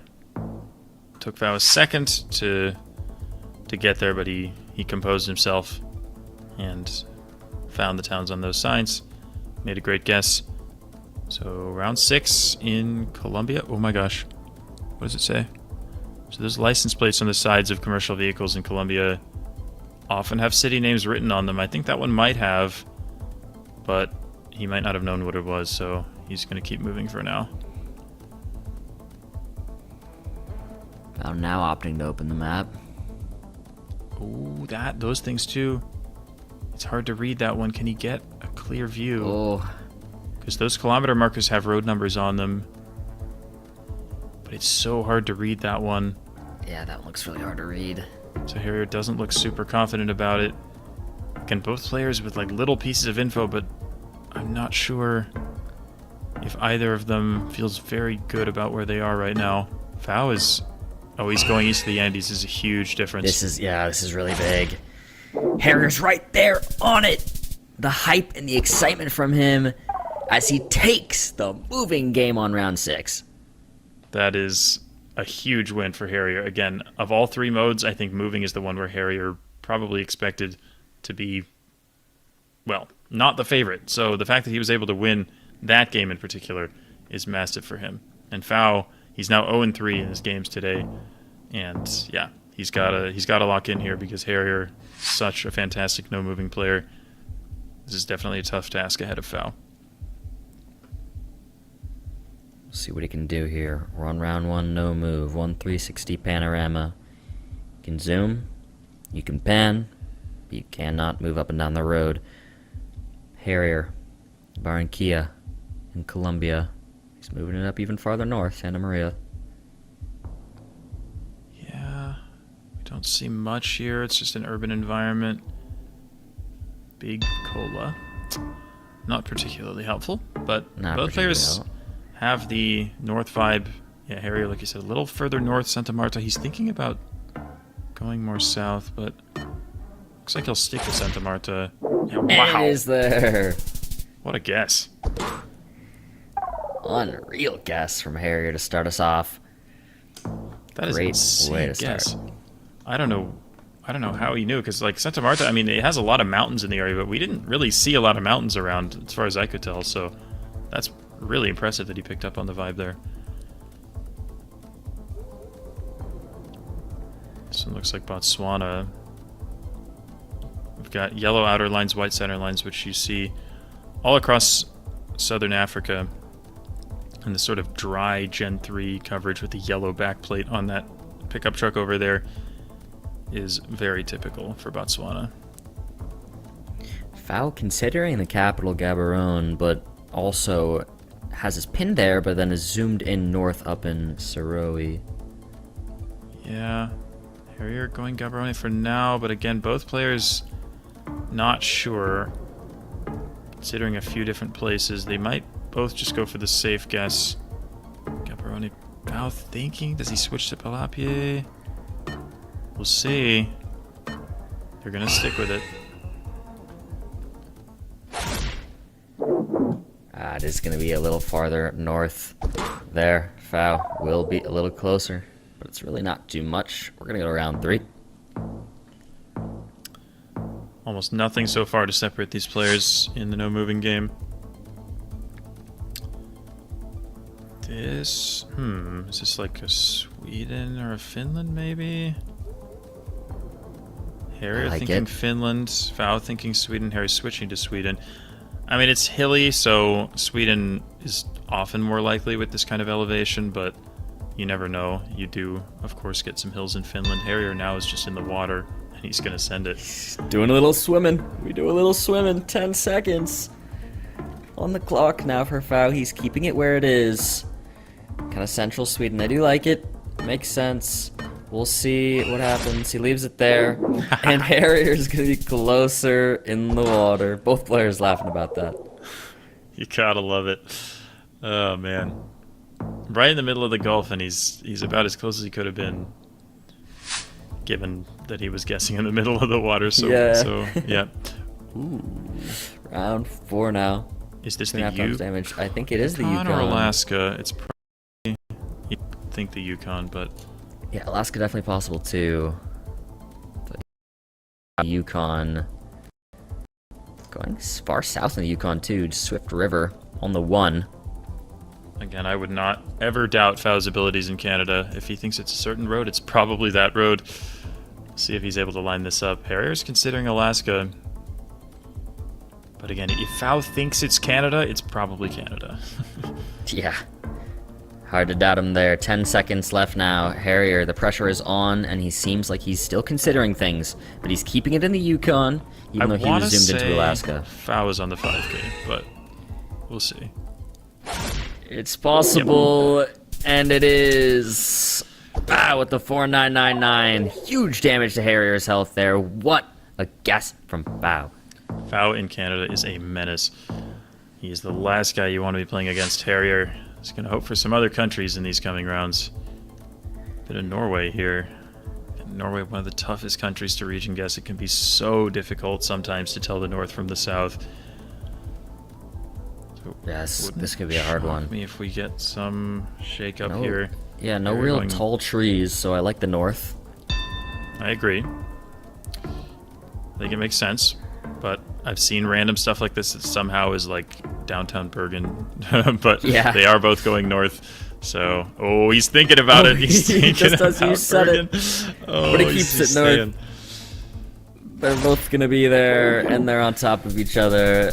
Okay, that one could do with a wave. Yes, Harrier does yes, it. Harrier. Thank you, Let's go. Thank you, guys. I appreciate it. Huge. We go on to round 6. Foul, almost a 2,000 point lead, and it seems we're back in Norway. We are so back. We are so back, Jake. Is this also north? This looks like it could be around the corner, but also it could be near Bergen. I've given up trying to make calls in Norway because every time I say it's one end of the country, it's the other end. So it's so tricky. But we'll see if the players have similar ideas this time.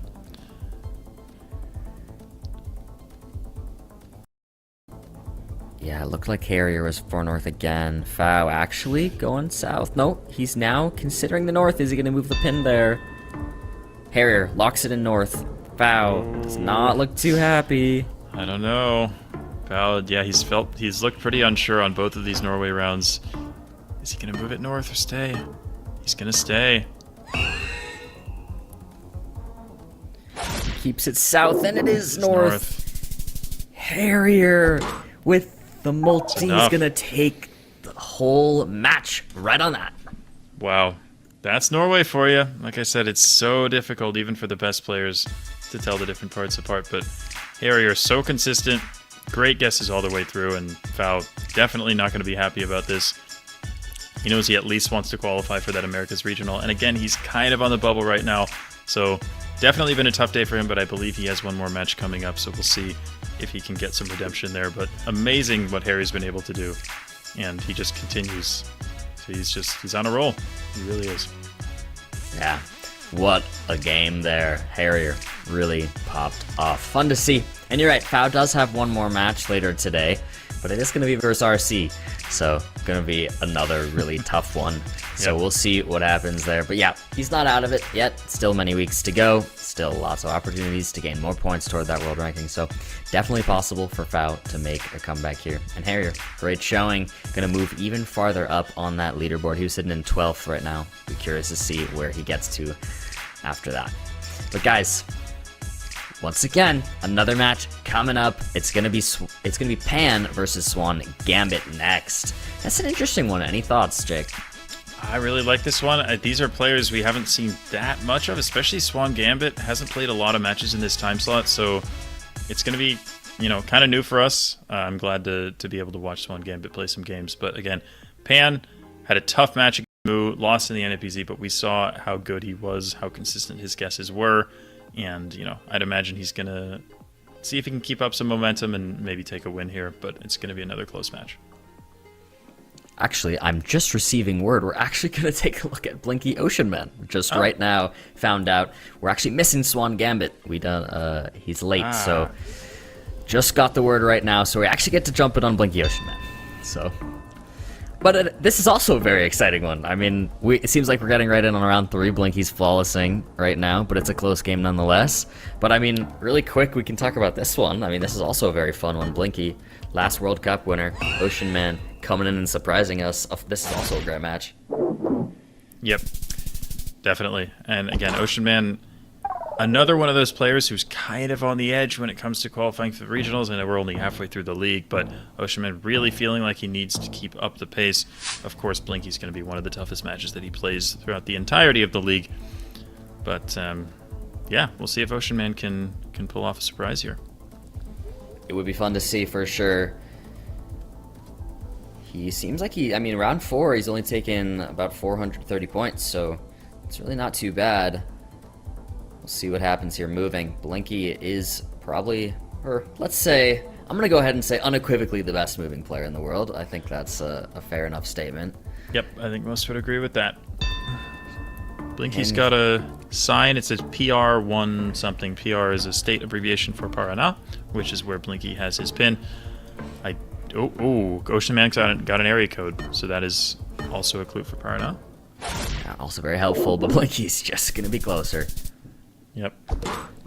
Yeah, Blinky's so insanely consistent in moving, but if you're able to stay within striking distance like Oceanman is doing currently, all it takes is one round, one small mistake from Blinky, and you can get yourself back into the game. And back to Urban Brazil we go here. Yeah, let's see if they can find another area code. That's always what you want. I imagine they will be able to in an area this urban, but hard to say for sure. Blinky sees something, although I don't know what it is he sees. It might have just been a town name that he recognized. Oceanman's got the code, though, 31, which is for the Belo Horizonte area, and he's got the town as well. Wow, both right there. Getting it with different information, both getting the 4999, a nice little 0 points dealt between the two players. Gotta say I'm impressed so far with Oceanman. His ability to Yeah. find the information and make close guesses, because again, Blinky is the best in the world at that, but Oceanman absolutely holding his own so far. Should be Slovakia on this one. The signs with the sort of bold font, very typical of Slovakia, but oh boy, Blinky has a 4-digit road number that he's going to be scanning for, I think. Oh my. Is that even findable? I don't know.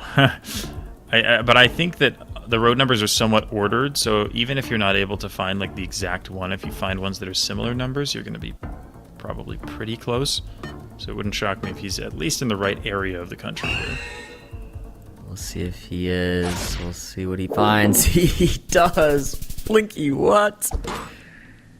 It's amazing. I mean, he needs so little in order to narrow down his location.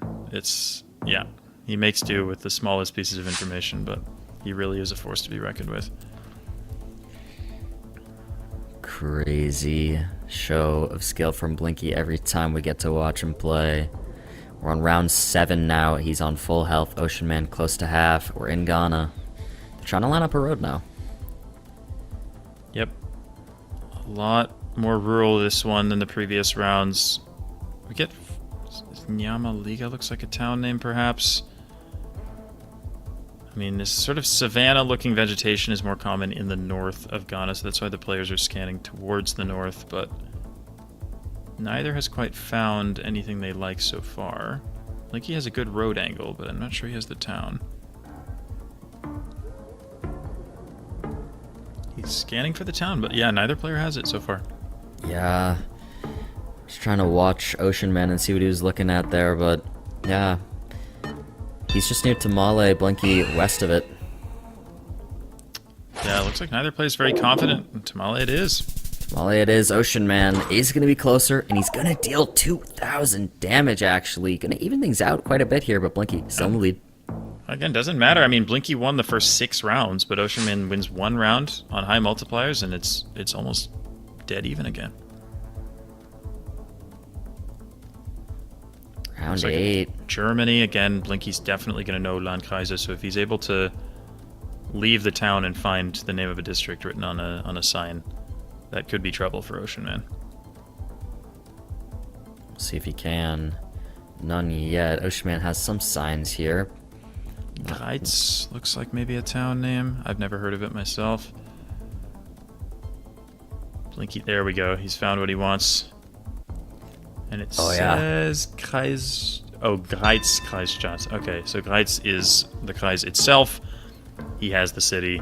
And Oceanman, well, he might be in trouble. He needs to make a decent guess if he wants to at least survive here. He's clicking middle. Blinky is going to be right there on it. What can you do against Blinky? Yep, there you go. Giving Blinky time is always dangerous, especially in a round like that. I mean, Oceanman, I still think he did the right thing. He felt like he had to search for some piece of info, but he wasn't able to find much, and Blinky found that yellow sign he was looking for. That's what he needed. Round 9 now. Both players still alive. If we make it to 10 and 10 ends, whoever has the most health is going to take the win. But it could be doable here. We have 5 times damage now, so if one player gets a really great guess here, could actually take the other one out. But we'll see. Blinky's sitting really nice here with 3,800 health. Oceanman only 1,500. Oceanman had an ad that said something of the Benin Kingdom. I wonder if that means it's Benin City, because I think that's what the city is named for. I almost wonder if it's a good idea for Oceanman to just send Benin City here, although now it's only 15 seconds, but I don't think Blinky has found anything here in terms of rock-solid info, so he's going to guess Owerri, but Oceanman and Benin City, this could be Oceanman. We'll see. Yeah, this is actually a pretty big difference in guesses. It is going to be Oceanman, and he looks pretty surprised with himself, too. 5 times damage. That's a big hit. Oceanman takes the lead going into round 10. Wow. One round to go, and like I said, all you have to do is stay within striking distance of Blinky. Hope for one small mistake. Oh, okay, it's Bangladesh. Blinky can read Bengali, so he's going to be able to find the info very quickly, but if it ends up being downtown Dhaka, but it's not, no. It's Mymensingh. If Oceanman goes Dhaka, he loses. Oh, and assuming I think he that will. Blinky has it. Dhaka's the safe guess. Is he gonna see anything? He's trying to compare the Bengali, but he's gonna run out of time here, I think. Oh my god. Oh, I thought he might switch, but no. Wow. Wow. And then with that, Blinky is gonna take the game. Oh my goodness. What a roller coaster that was. Wow. Oceanman had a glimmer of hope after the guess in Benin City, Nigeria, but man, Blinky probably feeling pretty fortunate there that round 10 was Bangladesh, one of his absolute strongest countries. He reads Bengali and a lot of other Asian scripts, so that's definitely right in his wheelhouse there, and he just escapes with a win. Going on no move now. I also will say that was kind of crazy. Going into round 10, I actually saw Blinky wipe his brow. I don't think I've ever seen him do anything like that. He was actually a little stressed. Yeah, he's so good at keeping his cool, but yeah, no, that was... if any game is going to stress you out, it'd probably be that one. No move now. Nigeria. Yeah, back in Nigeria. Get this bad camera quality. You see this a lot in this part of Nigeria. What a guess from Blinky, though. Blinky. Unreal, a 999 to start us off. Yeah, Oceanman definitely probably feeling a bit of frustration there, especially given how close he was to beating Blinky in that moving game. But again, moving is Blinky's strongest mode. Oceanman definitely still in with a shout here. And even if you lose 2-0 to Blinky, it's Blinky, so it's not really that big a deal. But Oceanman definitely feeling a little bit of regret after almost pulling off a huge upset in the first game. Oceanman locking it in quick on round 2. Blinky just to follow, and they're both pretty close. Not much to write home about. 87 points, and we go to round 3. Yep, ends up being up in La Guajira, but it was an urban environment, so it looked pretty generic for northern Colombia, which is why both players kind of just hedged it there. This is interesting. I think it's the Philippines. We have a green backplate and a white car. But Philippines is one of the toughest countries to region guess in the world, so we don't have tuk-tuks or anything else, so it might be really tough to pick up on any vibes here. We'll see what the players can do.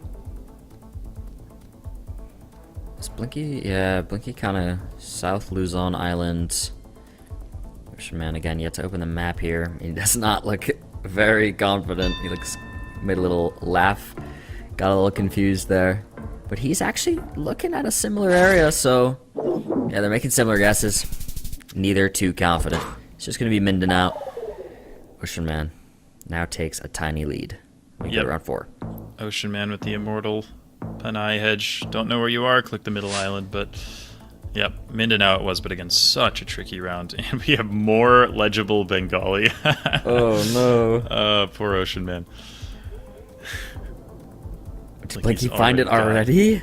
The town. Yeah, because the thing is, like, he doesn't need to compare the names with the map. He can just straight up read them, so... Yeah, definitely a tough situation for Oceanman. See, he's trying to compare the characters with the map, but Blinky already has it, so we'll see. But, oh, he's going closer to the right area. Slightly closer, but yeah, Blinky's probably going to be right on it. And he is! I mean, that is just unreal. 4998, no move, because he can read the Bengali. Oceanman's alive, but he's less than half health now. I feel like the first thing Oceanman might do after logging off today is pull up Bengali tutorials, because he doesn't want to miss this again. But it's really hurting him so far in this match. Yeah, it would be smart. It's hard to do, but worth it. Yep. To be clear, I can't read it either, but I really should have learned it at this point. But Yeah, Blinky, one of the best. He's known it for a long time, and he even learns stuff like Telugu and Hindi and all this other stuff, so he's committed. Very committed. Round 5 is a Mongolia, and they're both guessing quick. Blinky's just on it again. I mean, what can you do? That's 1,600 damage. What can you do? Like, yeah. This is just Blinky's... It's his prowess is on full display here. In moving and no moving, but... Yeah, again, Oceanman's guesses aren't bad here, but he's just getting outguessed right now. Yeah, round 6. Blinky's zoomed into Ukraine pretty quick here. Yeah, he thought of Odessa. I like this. I mean, we have a short antenna and sort of a silver-looking car, which is the car that you get in the Odessa area. And I think Ukraine makes a lot of sense with the poles and the buildings that we see, so I do like Blinky's vibe here. Oceanman's still really considering things. Not opened the map yet. But he's thinking Poland? Poland, Is that what he's thinking? He doesn't look very sure of himself at the moment. No, he Wouldn't does shock not. me if He this ends locks the game it. here. Yep. Wow, Blinky. You just can't beat Blinky. You can't beat the reigning world champ. It's so hard to do. Blinky takes the 2-0. There's a reason he won it all. He is so good, so consistent, and Oceanman, again, so close to taking that moving game off of him, which is something very few players have been able to do. But at the end of the day, it's Blinky who takes it, and yeah, another 2-0 victory for... Yeah, very impressive. Blinky has the World League before, but it's been some unlucky losses and some people just popping off, but he tends to 2-0. He tends to pop off. You can see why he's stayed right there near the top of the world ranking this whole time. But guys, Swan Gambit did eventually show up, so we are actually going to get to watch a bit of their game, as was originally expected. Nice. All right. And we're starting with moving. Swan Gambit already way behind, so... Oh, wait a second. We have an Indonesia, though. Ooh, see. They're both in West Sula. Wow. Oh, Pan! Oh, my goodness. What is that? He just zoomed in last second and clicked 716 meters away. That's unreal. Wow. Well, yeah, glad we get to see a bit of this match. This was the one that was originally planned to see, and Swan must have had something come up and was a little bit late there, so just started recently. Yep. But we're getting in, and we're gonna get to see how their game goes. Pan seems like he's popping off. Yep, so far, really impressive. Is this tea here? I wonder what these plants are. It is tea. Yep. Near Niriza, Wow. and that's going to be game. Pan. We hop right in, and Pan wins the moving. Wow. Well, what a start for Pan. I mean, again, neither of these players would consider themselves very strong moving players, but Pan with a great start. And, yeah, he got... I mean, he lost to Mu, but he took one of those games. But we saw him making really, really good guesses, so we'll see if he can carry that over into this next game.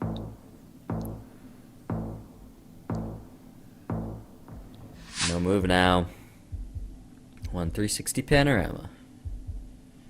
So many of these palm trees here. I don't know if these... I'm not very good with my palm species. I know you get like Babasu palms are the ones that look like this. You get a lot of them in Maranhão.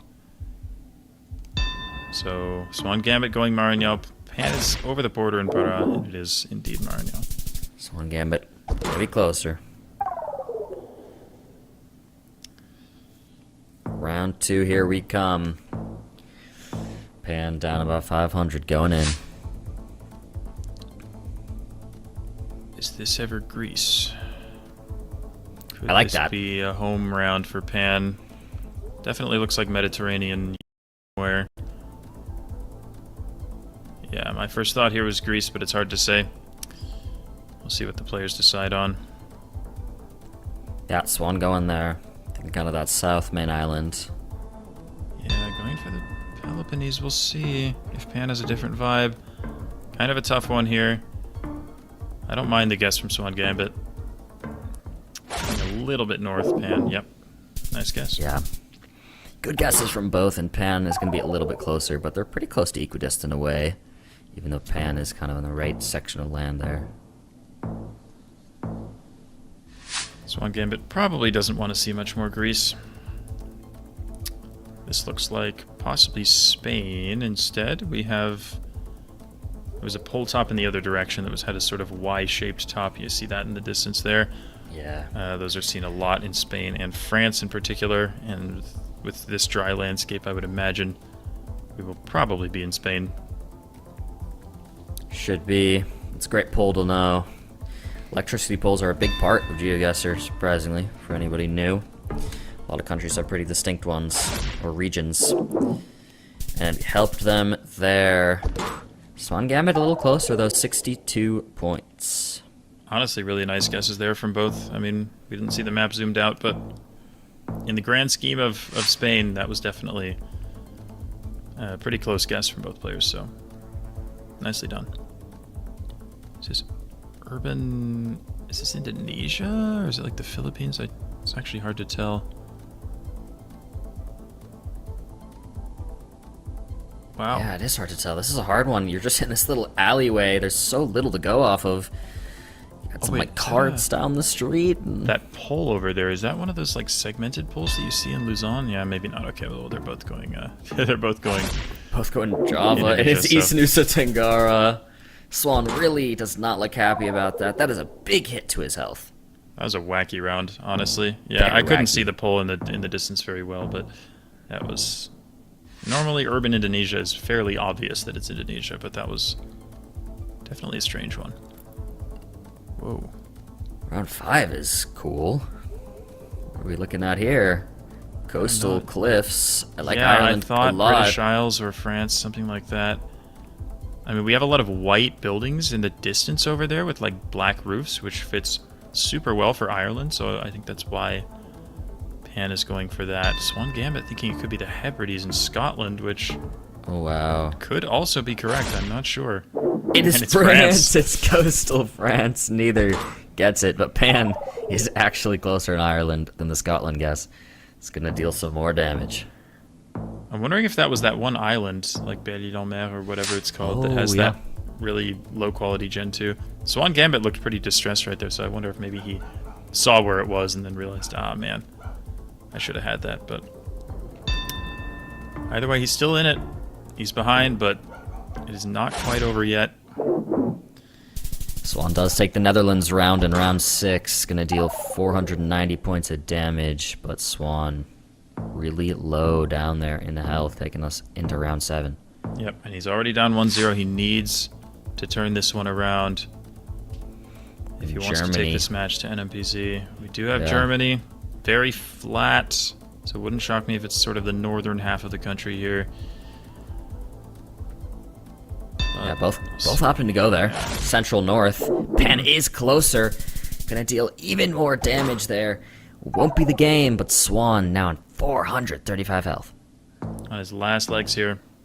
Needs to hope for a big country, one that he's comfortable in. But again, Pan has been so consistent so far. Really tough to take that many points off of him. South Africa now on round 8.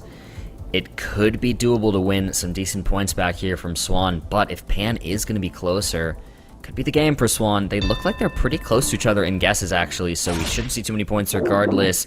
It is actually going to be Swan tiny wee bit closer. 220 points of damage to Pan's health. We're going to go to round 9. We're getting close to that round limit here. We'll see if Swan can stay alive. We'll see if he can get a crazy guess here with the multis, or if Pan will simply take the overall matchup right here.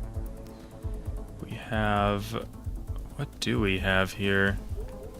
We have a smooth white car. I thought maybe South Africa again, ever, or like a Botswana, or am I just totally wrong? This is strange. This is hard. Hey, like Botswana here. I don't mind that. With the sign we see in the distance, look kind of. It's the best I could think of on this. But this is a really strange-looking off-road. Very unusual for Botswana, but it's because it's South Africa, I think. Yep, I think so. Wow, Pan takes it right there on that. Really impressive stuff from Pan in that matchup. great we got to hop in and get 3 matches that slot. Nice stuff. Dominant from Pan there. Amazing guesses there. Again, we saw him play really well against Moo, but Moo was just playing out of his mind, so Pan still lost that match. But honestly, a really great comeback from Pan there, and a 2-0 victory. Yeah, really impressive, and a great point you made about, though Moo got the 2-0 over Pan, 2-1, right? Yeah. But Pan was playing really amazingly then. Moo was just on another level, and now we see Pan pop off here in this match, getting the 2-0 against Swan Gambit. Nice stuff. Really great to get to watch 3 games in that slot. Fun stuff all around. And we're going to have one more slot during the day. Let's take a look at what happened so far today and what's yet to come. The only match that happened off stream was a Moo versus Trickter game that went 2-1 in Moo's favor. And we got to see all the rest of those other 3 matches. And next up, it's going to be FAO RC and MK Gingi and Blinky Harrier happening off stream.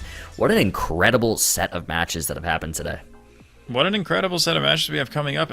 Blinky Harrier is the one that's not being shown, and that's an insane match. That shows how good all 3 of them are. But yeah, another. We've been blessed so far today. Amazing games, but yeah, we've got a few more coming your way. Yeah, it should be a great time. It's going to be FAO versus RC when we come back from a short little break, guys. This next slot's going to be amazing. You do not want to miss it. We'll see you then.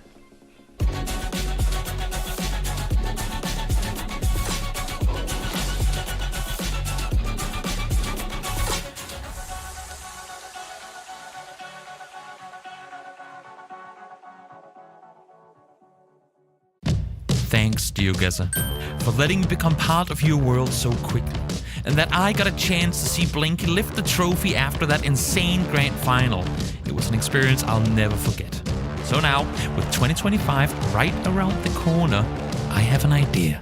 Now, don't get me wrong, I love Sweden. We've already had the World Cup there twice. GeoGuessr 2025 World Cup. Denmark. So to all you GeoGuessr fans out there, let me show you what Copenhagen has to offer. Fancy architecture. Easy to recognize signs. We have historic buildings. Red roads. A royal family. World-class dining. A super cool theme parks. We got the best beer in the world. Presumably. So, when you're done exploring the city, when you've tasted all the varieties of smørrebrød and you've found out the true meaning of hygge, we'll meet here. Where Winston Churchill laid the foundation of what would become the European Union. Long live the cause of freedom. Where big-time artists like Rolling Stones, Louis Armstrong, and the Beatles have performed. Ladies and gentlemen, boys and girls, I welcome you to Copenhagen and the KB Hall, the venue of the 2025 GeoGuessr World Cup Finals. Oh, and there will be a bar.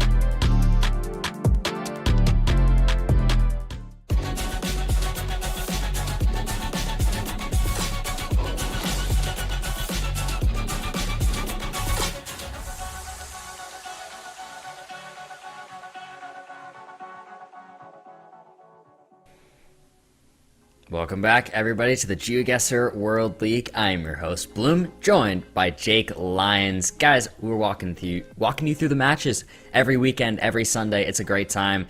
So many amazing matches going on in this World League. It's 40 of the best players in the world battling out every week.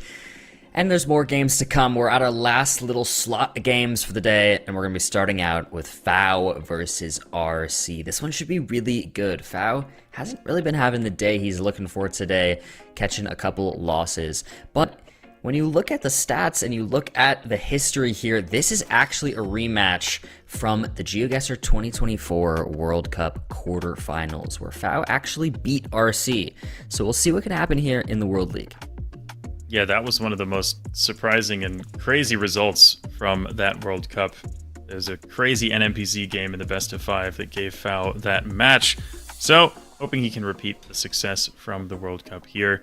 We do see the stats there, exactly the same average guess time, so both of these players love to take their time. We should see some really high-level gameplay in the moving game, but we see the accuracy a little bit higher from Radu, as well as the win rate, and that is why he is up there in 3rd place in the table.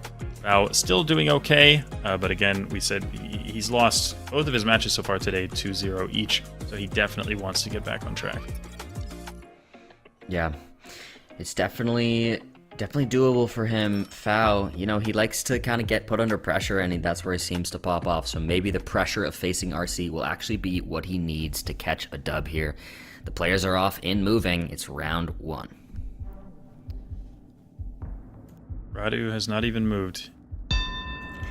He's playing no move, and he's guessing quick. The pressure's on for FAO now.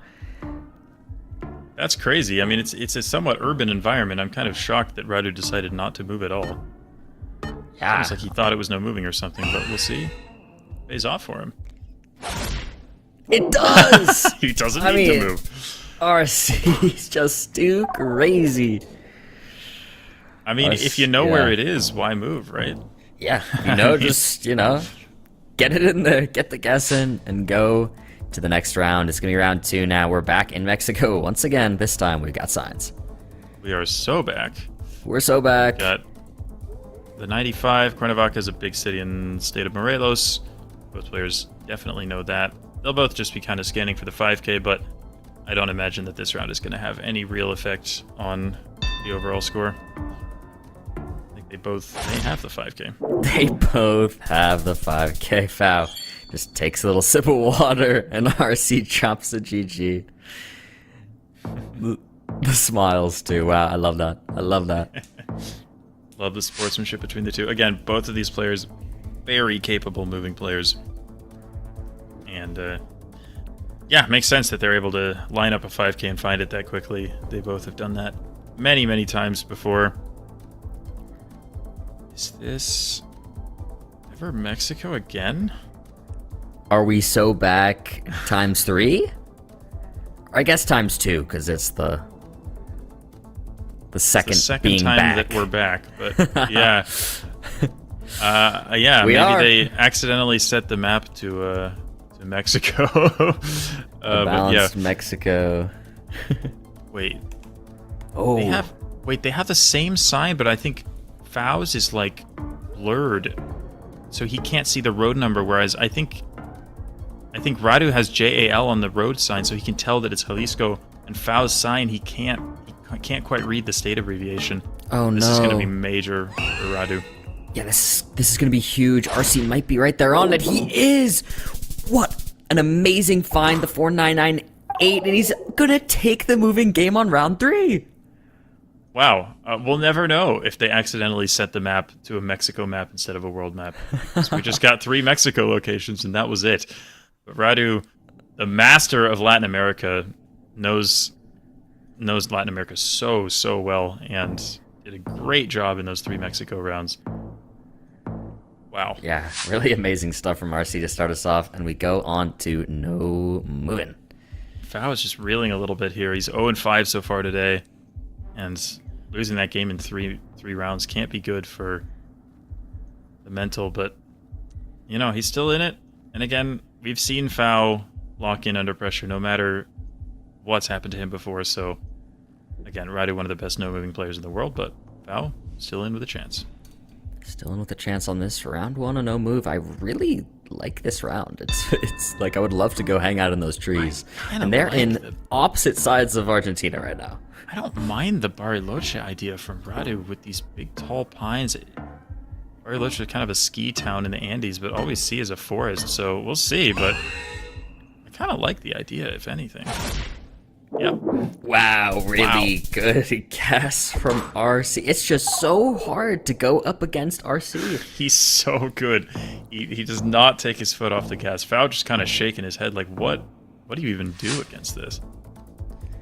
Yeah, it's insane. He's been consistently in the top 3 pretty much the entire World League. And he's arguably one of the best, if not the best in the world. So, hard to go up against it. Fao, what can you do here? Round 2, you're already on 3,199 health. Yep. And again, Radu, the Latin America master. I mean, Peru maybe is his strongest country, but he's so good at pretty much anything in the Western Hemisphere. And we've had 5 rounds so far. All 5 of them have been in Latin America. So Yeah. not really what Fao wants to see. Definitely not. They're both guessing kind of coastal Uruguay here, though, so we should keep it going here, taking us to round 3. We'll see. The time runs out. Can anyone line it up? RC's trying to possibly line up this little bridge, but it seems like a hard task to do. But if anyone could do it, it'd be one of these 2 players. Let's see. Wow. It is going to be RC so close. What can you even say? Like, incredible. Just incredible. And Fao was kind of down there a little farther west than the actual location and ended up moving it just more central near the end there. It did not work out for him. And now we have Bangladesh. You see RC laughing because he is also one of the best Bangladesh players in the world. He sure is. And to be fair, he is one of the best a lot of things players in the world, but to be fair, the stuff we've been getting so far has been very much in Radu's wheelhouse. Yeah, his 2 specialties he's known for, Bangladesh and Latin America, and he gets them back to back. Now, I don't know if he reads Bengali or if he's just, I think he probably does, or maybe he's just comparing with the map, but Fao's found the town as well, so here we shouldn't see any real damage done. Both of them able to figure that one out. Really nice job comparing the address with the map, or just reading, or to say which.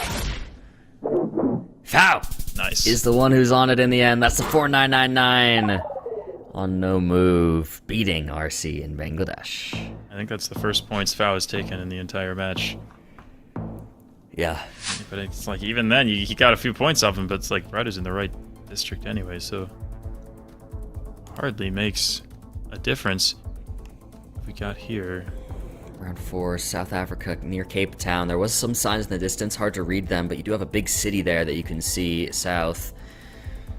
Oh, is it really Cape Town? Yeah, Cape Town would have mountains, no? Like Yeah, it would Table have Mountain much bigger mountains. would be right there. There's no way you would have a Cape Town location where you don't see the mountains. Fao So moves Fao it. Yep. makes the switch.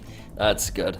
Yeah, Cape Town has massive mountains and we don't see any, so this switch makes a lot of sense. And they're both right there. I think we're both about to see a little double 5K once again. Yep. Yeah, they lock it in. Oh, it's not the double 5K, but they are right on top of each other. Fao waves. And RC2.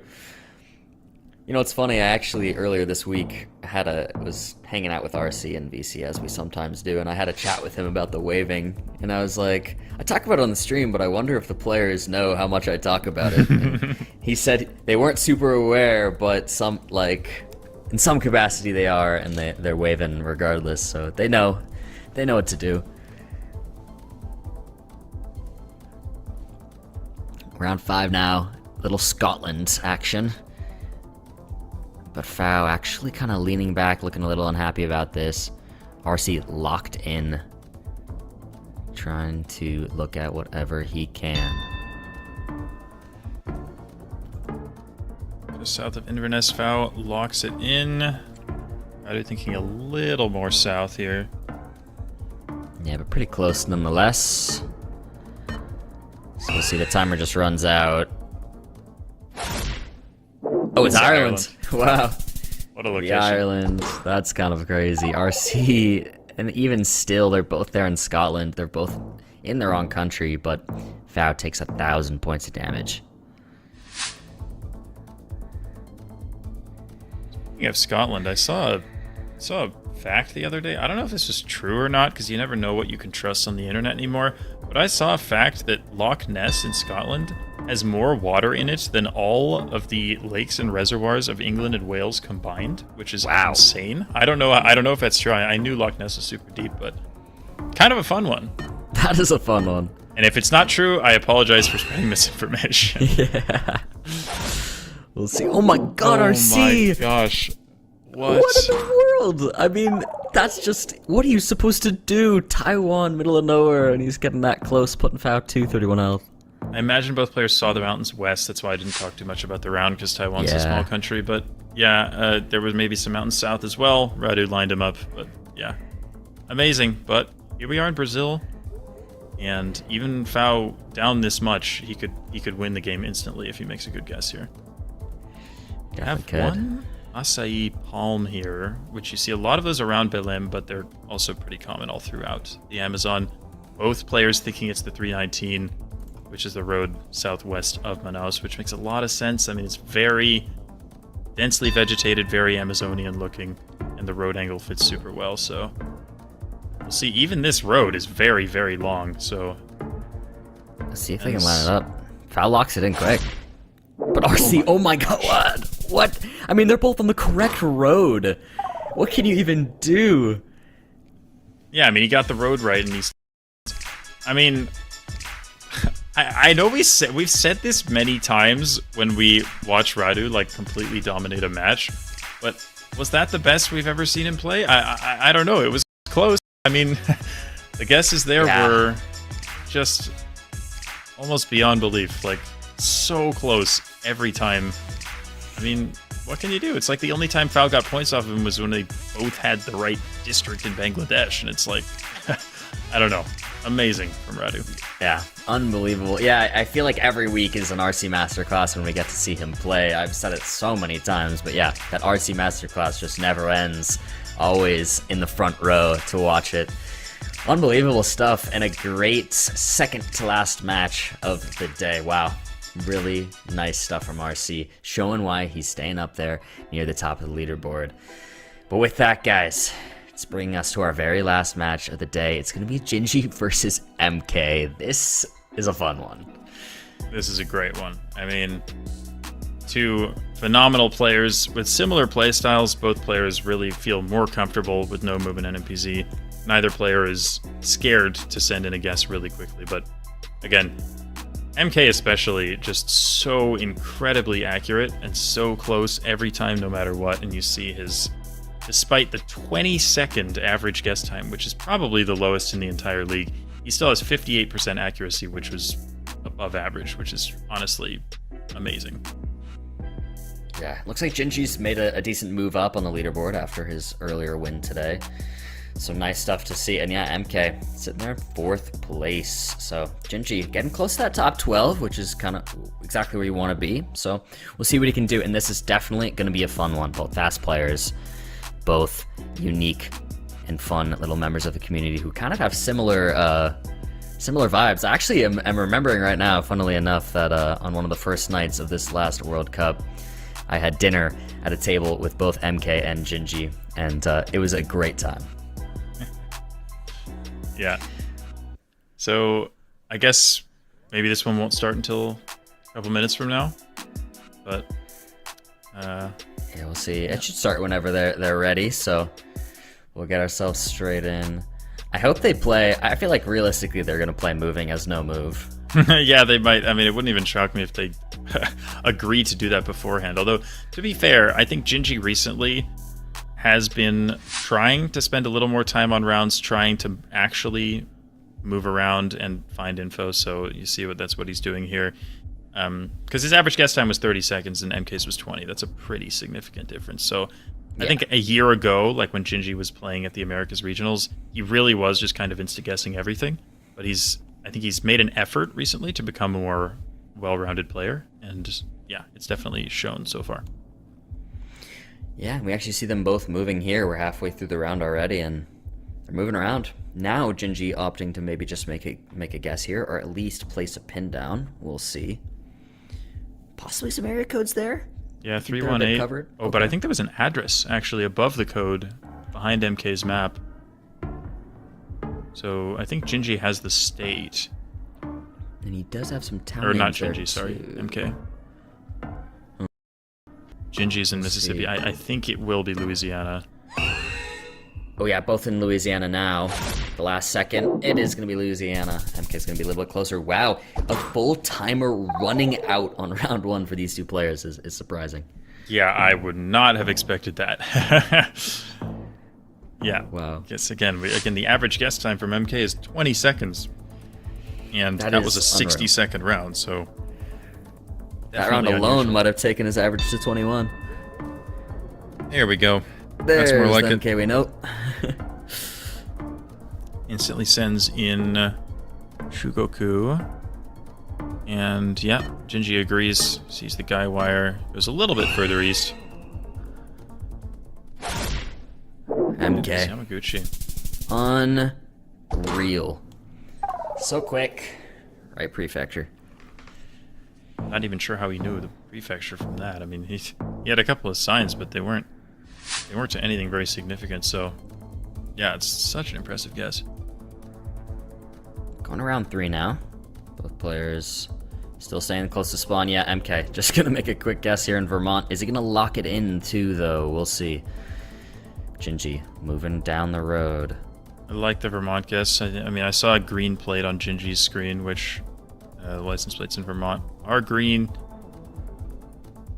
Although, we'll see, it looks like he's got the same idea just about here. Yeah, it actually seems like MK is trying to find this town. Oh, Gingi's found something. Yes, it's right there on his sign. He found yep. the town. Yep. I don't know if if MK has that. He has a place, a sign, but it doesn't look like it's very much. Wow. Great stuff from Gingi there. Break the MK flawless. But MK still with the lead. Both very close. Yep, again, nicely done by Gingi there. Using that information. Again, I think he's been practicing moving a lot and definitely showed in a round like that. But in this one, oh, looks like we do have some info here. Esquel, that's a big town in Chubut province in Argentina.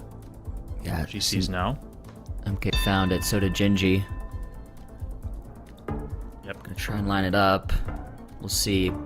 Pressure on MK now to follow can suit, but he's gonna take Find the his time. 5K. This definitely isn't his area of expertise, but we'll see if we can find the bridge. Oh, almost. Almost.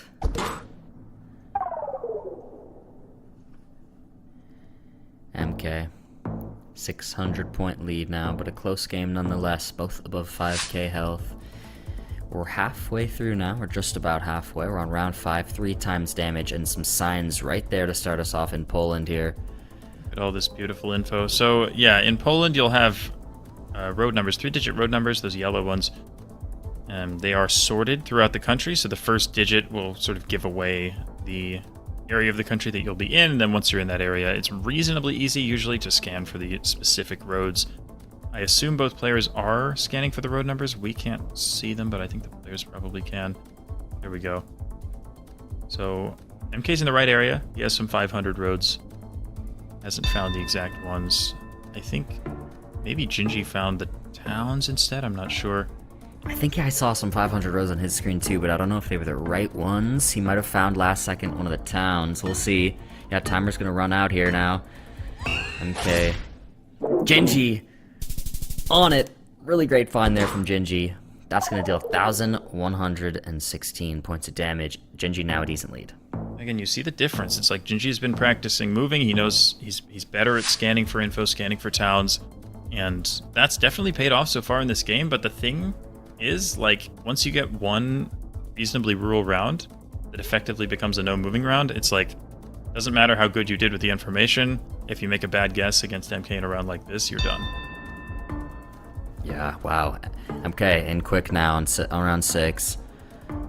Both going Omsk. I like it. I mean, it's super flat. We have birch, sort of clumps of trees in the distance. Very typical landscape for Omsk. He's thinking about Novosibirsk, but he leaves it. it was the right idea. Yeah, definitely the right idea. And Gingi's going to be a little closer again, chipping away a little bit more damage here. Gingi extending the lead, taking us to round 7. At this point, MK is just going to hope we get a round that's middle of nowhere where he has a decent vibe and he's just going to send it in. Like this one, it wouldn't shock me if he insta-guesses, but it's actually going to be Gingi who does. Wow, if yeah. anything. I do like the area Gingi's guessing, though. This is definitely South Africa, and this sort of landscape looks very indicative of the area that he's in. Yeah, I do like the guess too. Yeah, these poles with the sort of alternating insulators are found a lot in the northeast. It's very green. Gingi making some really impressive guesses here so far.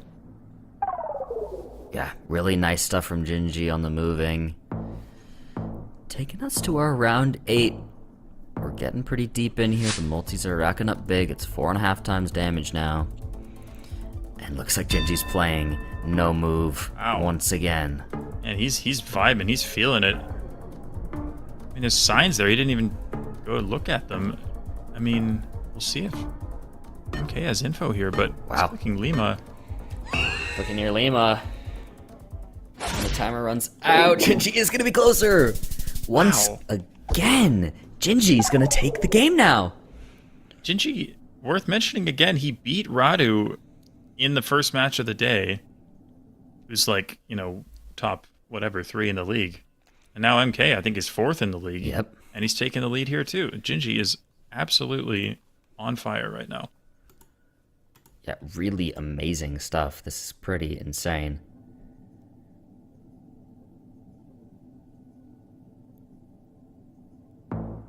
These two players as emotional as ever. Yeah.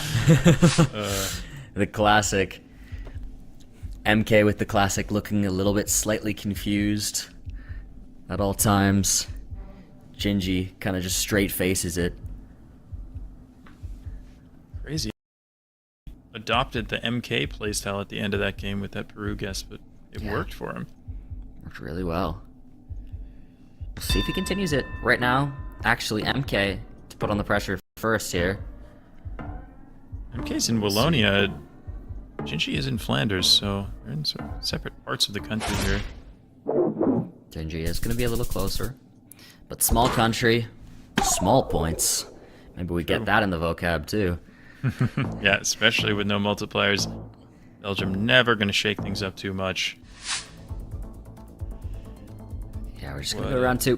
Whatever this is could be a little more interesting. I would think Thailand. I like the guess from Gingi here. Concrete road, red soil. Very indicative of Thailand. But not an easy country to region guess. This round in particular is like kind of hilly, so I'd imagine it's towards the west, but like, is it north, is it south? Hard to say. Yeah, this is a hard one for sure. MK right now much farther north than Gingi is. Gingi's pretty central, but in the scheme of Thailand, they're not too far apart from each other. MK does lock it in. Gingi staying a little farther south. He's zooming into China. He's zooming in on a lake. I don't know. I mean, he's messing around, I guess. Is that a glitch? Nah, I think he's just messing around. Just messing around. Okay, fair enough. 94 points. Still a very close game. We go to round 3. He did that in the first game, actually. He had a moment he just randomly zoomed into Africa. Yep. I don't know if that lake has any particular significance to him, but maybe it's just a random zoom. Why the heck not? Maybe, why not? He's just like, I want to look at this lake now, actually. Instant lock in Northern Ireland from MK. I mean, it is going to be the UK by the looks of it, but maybe he thinks the architecture looks very Irish, so that's why he went for NI. See if it works. Let's see. Gingi's staying there in Wales. It is going to be Wales. Gingi's not too close to it, but he is much closer than MK is. That's going to be 810 points there. We're going to go in round 3. Gingi now 1,000-point lead, holding a flawless round 4. South Africa. Got some signs of small towns. I don't know if they're very legible. Pella, Klein Pella, Goodhouse. Yeah, I've never heard of these, but possible that the players could find them by scanning. Both thinking very far northwest. Pella. Gingi has Pella. Oh yeah, Gingi does have it. I think he'll probably be closer. And Yeah, because Gingi's it is going to be the locked west in. of us. Wow, he really is locked in today. This is unreal. He's just going to make the guess there, and he's on it. I mean, that's the 4986, 4.1 kilometers away. Another 1,000 points of damage dealt to MK's health bar, and we go to round 5. And Gingi heard talking about he's kind of on the bubble, needs to get some wins, and he's like, all right, guys, I got you. Yeah, I heard you. I'll do it. Sun north here. Black car, I think. So, oh no, maybe it wasn't black car. Gingi in Brazil. Kind of hard to tell because it's got sun on it, but Yeah. the car does look black to me. Yeah, okay, he switches to Argentina. That makes a lot more sense. Yeah, I like that. I like Misiones province. MK zoomed on a similar area. I do like it a lot. You get this coverage where the sun is very low to the ground. You're close to sunset very commonly in this province. Yeah, and you get this red soil, this panhandle part of Argentina. The soil is much redder than the rest of the country, so I think the guess makes a lot of sense for both players here. Shouldn't see too much damage. Time Guessing runs in Brazil. out. Oh, he did. I think he did last second there. But MK is going to be closer. He's going to break the Gingi flawless. But Gingi, still the lead. MK, got to make a comeback. I mean, flawless through whatever it was, 4 rounds in a no-move game against MK is already a pretty formidable achievement. Yeah, definitely. We got around 6 now. 3.5 times damage. We're in a city. I would imagine this is Argentina again, Yeah. but a very different vibe to the last one. Oh, he's in Santiago Chile. from MK and Rosario from Gingi. Hugely different guesses here. Oh, wow. I guess I didn't really consider Chile. I suppose it's possible, isn't it? Yeah, I guess it is. It could be. And if it is anywhere, it's in Chile. Santiago makes the most sense. I do like it. Do we see any particularly notable Argentina plates? The I mean, the older license Argentina plates plates would be the way to but- tell apart. I think Yeah. MK just sees the plates and thinks they're maybe not ours, but he might be switching. He's thinking about Considering it. Buenos Aires. Gingi now Does just kind of look hedging so Argentina. Argentinian to me. He does Yeah, switch. agreed. He switches last second to Rosario. Oh my god, and even last second he was switching to Buenos Aires too. Wow. See his hand over his mouth. He's chuckling to himself. You don't see him show much emotion ever, but that one, that was close. It's probably the most we've ever seen out of MK. I mean, he almost kept it there in Santiago and probably would have lost. Yep. And last second wins the Whoa. round. We're on round 7 now. So Gingi is between Northland and Southland. Oh, wow. He had his pin max north and max south. MK is just kind of middle of the North Island right now. He locks it in too. Gingi has the vibe for Northland. We'll see if it ends up being right. There could be very significant damage here. Is he gonna go Southland? Is he gonna move it? Oh no, I don't think he is. He's keeping it. He's keeping it there. They're both on the North Island. It is down there, Gingi. Oh my gosh. Oh, he considered it. He considered it heavily, and he didn't move it. He's gonna take a big deal of damage there. MK now with a big lead. He would have won the game if he had made that switch. No reaction on camera. He stays calm. He's none. ready for next round. See if he can bounce back from that. We actually switched his pin from Canada to the US. MK in Canada. I mean, Gen 3, you can usually tell which country it is from the car blur. I don't know if players are looking at that or not, but okay, he goes back to Canada, but now he's Northern Alberta. This is probably game, unless it's stats right between them. Wow, big difference in the guesses. Who's gonna be the right one? It's gonna be MK in Manitoba, winning the round and taking us to NMPZ. I mean, realistically, this is what we wanted to see between these two players. Yeah, I think it's great that we're getting an NMPZ between these two. Wow, I mean, Gingi definitely regretting that New Zealand round in particular. I mean, he's been playing so well so far, but a couple of less good guesses at the end of that game allowed MK to take it. But here we go. Both very, very strong NMPZ players. So this should be fun. No move, pan, or zoom. One image. This is what they get for the round 1. both players right there on the same road, I think, if I saw that correctly. Gingi has won 4 out of his 8 NMPC games, and MK has won 3 out of 6, so they're both 50%. But the percent of MK's guesses above 4,500 points has been 46.5. For Gingi, it's 27.9. So MK so far much more accurate in NMPC. Gingi switching to Minnesota here. Yeah. And he's right. What a guess.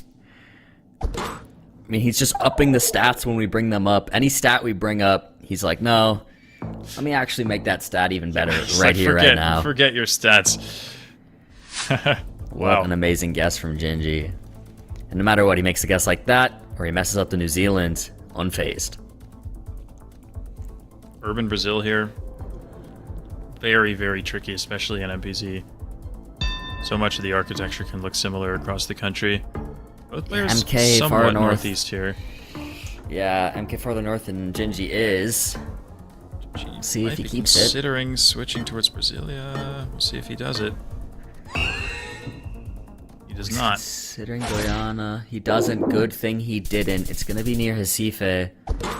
MK, a little bit closer. Wow.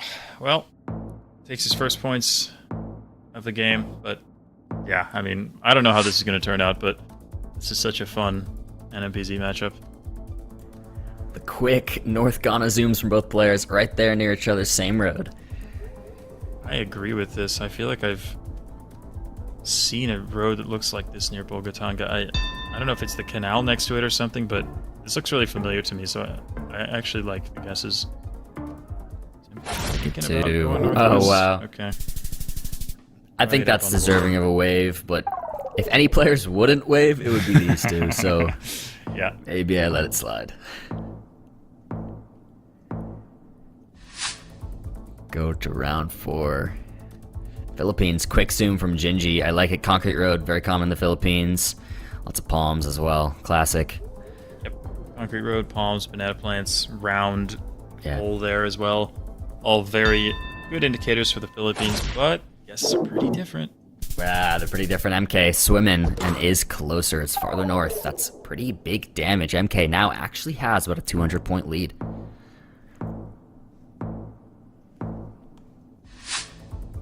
Round 5. We're in Canada. I like the Newfoundland guess here, the Newfie, as we like to call it. Newfie guesses. Gingi debating all of the island. Seems he's just moving his pin around. Yep. Newfoundland, very good guess, I think, here. I mean, it tends to look a lot more almost, I don't want to say down and out, but like remote and just kind of, it has a different vibe to the rest of Canada most of the time. The architecture is just a little bit different. So, yeah, I definitely like the Newfoundland guess here. I like it too. MK kind of central north, Gingi farther east. It's gonna be west. MK is gonna be closer. Some decent damage there too. Gingi now less than 2,000 health.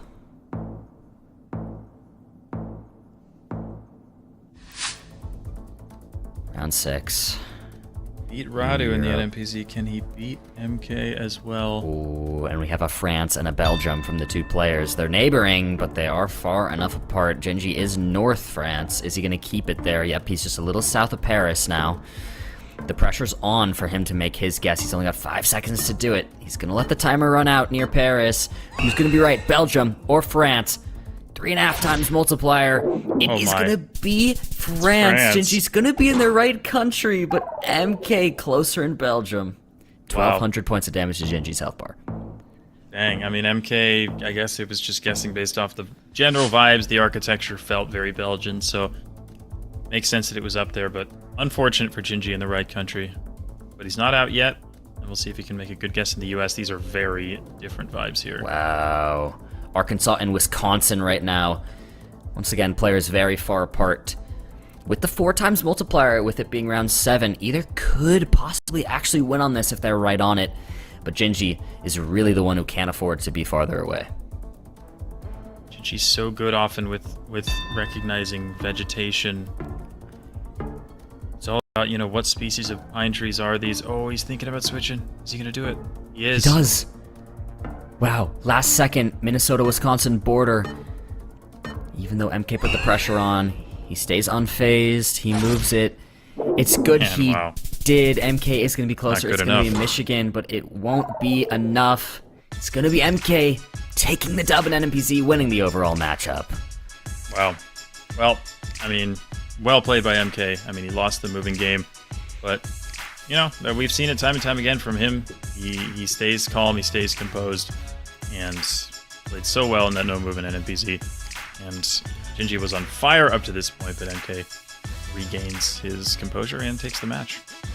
Yeah, very impressive stuff. A great, really fun match to end out the day. What an amazing little slot we had today, Jake. Whoa. I mean, look at all these. Whoa. Oh my god, Harrier 2-0 Blinky? Dude, whoa. Whoa, Harrier whoa. Harrier is on something else right now. Oh my goodness. What a result.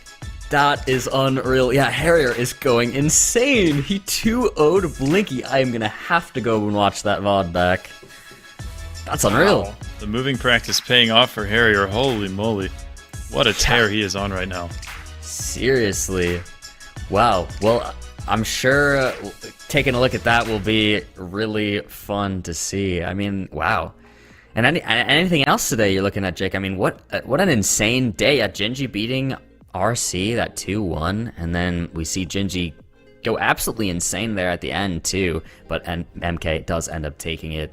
Some really, really fun matches today. Did you have a favorite? Oh, wow. Did I have a favorite? Man, there were some great ones, weren't there? Honestly, Gingi and Radu was a great one. Watching Gingi take that match was super impressive, but I mean, so much good gameplay today. Shout out Moo, 3 wins on the day, 3-0. Yeah. It's huge for his place in the standings. And Pan as well played super well, I think. Bounced back from that loss to Moo, and a very dominant victory in his second match. So, yeah, just an amazing day. Yeah, really amazing day. And here are where the standings sit now. Guys, Harrier now up in 7th. I feel like that's a really notable move to take a look at after beating Blinky. Pretty insane. Also, Moo now up in 5th. I believe that's that's the highest he's been, if I'm not mistaken, so far. So he took a break from the World League after playing pretty dominantly at the beginning, then really needed a break from GeoGuessr. Felt really burnt out, but still wanted to commit. Took a little bit of a break and comes back, and he's doing amazing. Really nice stuff there. Love to see it. Yeah, Gingi up in 13th now. Anything else notable you want to talk about here? Yeah, I mean, one interesting thing here is that the top 4 are so distanced from the rest of the table right now. Like 53, 52, 51, 50, 40 is crazy gap. So it really shows the level of Blinky, Consus, Radu, and MK is just really something else. But that's super cool. And another thing worth mentioning is Armani. He played 2 matches today, won both of them 2-0. He started the day very close to the bottom of the table, and now he's already in 29th, kind of on the edge of those qualification spots for the EMEA major. So huge day for Armani. Yeah, really big day for Armani. That's important. And Pan moving up too, you know. That's also, he still could make a bit of a comeback, so should be nice. And guys, before we end out the day, we do get an interview with MK. Yo, what's going on, MK? How are you? Yep. Good. You know what I mean? I knew I wasn't gonna lose because Mariah Carey was there to save me. So like, it's all part of the plan. Of course. What was that song that you showed at the end of the first match? Oh, wait, let me pull it up. There's the one. It's like that, Mariah Carey. So talk to me. Is it just that song on loop? Like, what's the MK music strat? Yeah, I've been listening to that for 4 hours. That's amazing. I switch songs every week. Oh, okay. Do you wanna tease what's next week's song or no? I haven't decided yet. Or you haven't decided yet? Okay. Yeah. But do you think this one was a winner? Yeah, it was. I mean, the power runs out after the 3rd game of the day. That's why I lost last week. But other than that, I'm undefeated with Mariah Carey. So that's the real trick. Mariah Carey, the carry. Holy. She carried. She carried. Yeah. Were you at all worried about after that losing the moving game to Gingi, or was that just all part of the plan? No, that was all part of the plan. Yeah. I love it. You wanted the NMPZ. Yeah, I mean, it was kind of crazy. Yeah. So talk to me about your moving mindset, because sometimes you do opt to actually move, and sometimes you just insta guess. Like, talk to me about that. See, Jake Lyons is a very huge inspiration to me in GeoGuessr and in life in general. So I wanted to be more like him in this game. So I tried moving. He's no longer my inspiration, in fact. After that, so there's that. I'm glad that I could at least, try to be your inspiration. But I tried, We're just different at the end of the day, but Differences is what I'm sorry. makes everyone stronger. Yeah, I'm sorry it didn't work out for you on this occasion, but I think at least you learned something valuable, right? Yeah, valuable Also, lesson, I don't- and maybe... Yeah, sorry, go ahead. I think we need to talk about how RC's such a good player, and you guys don't give him enough credit. I don't know about that one. I think we definitely give him credit. We give you credit too, MK. You're amazing. You're popping off. You've been chilling in fourth place. I need to hear more RC glazing next week, or I'll be disappointed. Okay. Yeah, we can do that for you, just for you, MK. Anything for you. Thank you. Call him the Mariah Carey of GeoGuessr. Who's the Mariah Carey of GeoGuessr? RC. RC. Oh, RC. Yeah. RC is the Mariah Call him Carey that. of GeoGuessr. You heard it here first from MK Yes, we've heard it himself. here. Wow. Well, Yep. thank you, MK, for joining us for a little interview. Really appreciate you coming on, and best of luck going forward, man. And thank you to my YouTube supporters. Y'all are the goats. Yeah, guys, go check out MK on Yeah. YouTube. He posts really Facts. amazing content. Facts. I don't know about amazing, but we'll go with that. I think it's amazing, good stuff. MK. Thank you. I love it. William. I enjoyed that glaze. It's your turn now, MK. It's your turn. We'll glaze MK now. Thank you. I appreciate it. Yeah. Well, thank you for joining us, man. Yep. And again, best of luck. No problem. Same to you. Thanks. What a guy. What a guy. character. We've been having amazing interviews. Oh, Amazing interviews in the slot. Really good stuff. Love to hear from MK. What a goat. Yeah, let me just hype him up really quickly. MK, such a goat. Taking the dubs. I hope that was enough MK glaze for him. I hope he's happy with that. But guys, that's it from us in the GeoGuessr World League this week. Our week 10. We're halfway through. An amazing place to be right here at week 10. Jake, any closing thoughts? I don't know. What an amazing time we've had so far. Just incredible games week in, week out. This week especially was just amazing. But yeah, we're not even halfway. We're about halfway through, I think, at this point. But yeah, there's so many more games to come. Months more of gameplay. Then we've got the majors, the World Cup. So much to look forward to. So yeah, thank you all as always for tuning in. Yeah. Let's take a quick look at the majors, as you just mentioned, coming up. Once again, guys, they've finally been announced. It's May 18th in Tokyo, Japan, in the Tokyo Tower for the APAC Major. The Americas Major is going to be at DreamHack, which is so exciting. That's going to be an absolute treat. And then we're going to be at the Glitched event in Sweden for the EMEA Major in June. And then it's all leading up, once again, to the 2025 GeoGuessr World Cup, August 29th and 30th in Copenhagen, Denmark. They're available. We would love to see you there. It's going to be an amazing time. And once again, quick mention, Twitch subs, guys. They go directly to that overall prize pool for the World Cup. And each week, you're going to enter a chance to win a GeoGuessr goodie bag if you're a Twitch sub. So drop some Twitch subs. Drop some primes, maybe, do what you gotta do to join in and help out and help support this amazing league and these amazing players who are bringing you this content every single week. But guys, that's it. Week 10 done. We're out of here. I hope you guys had a lovely time. I did, as always. I've been your host, Bloom, joined by Jake Lyons. And that's it for us, guys. You all have a lovely day. I've been Bloom. And as always, peace. See ya.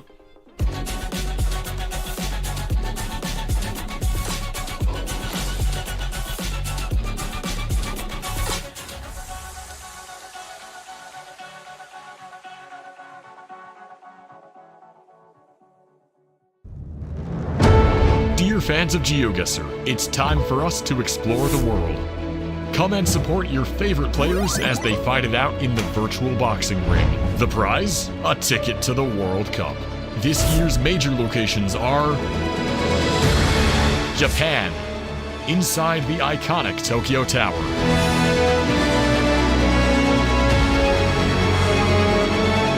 United States at DreamHack Dallas, one of the largest gaming festivals in the world.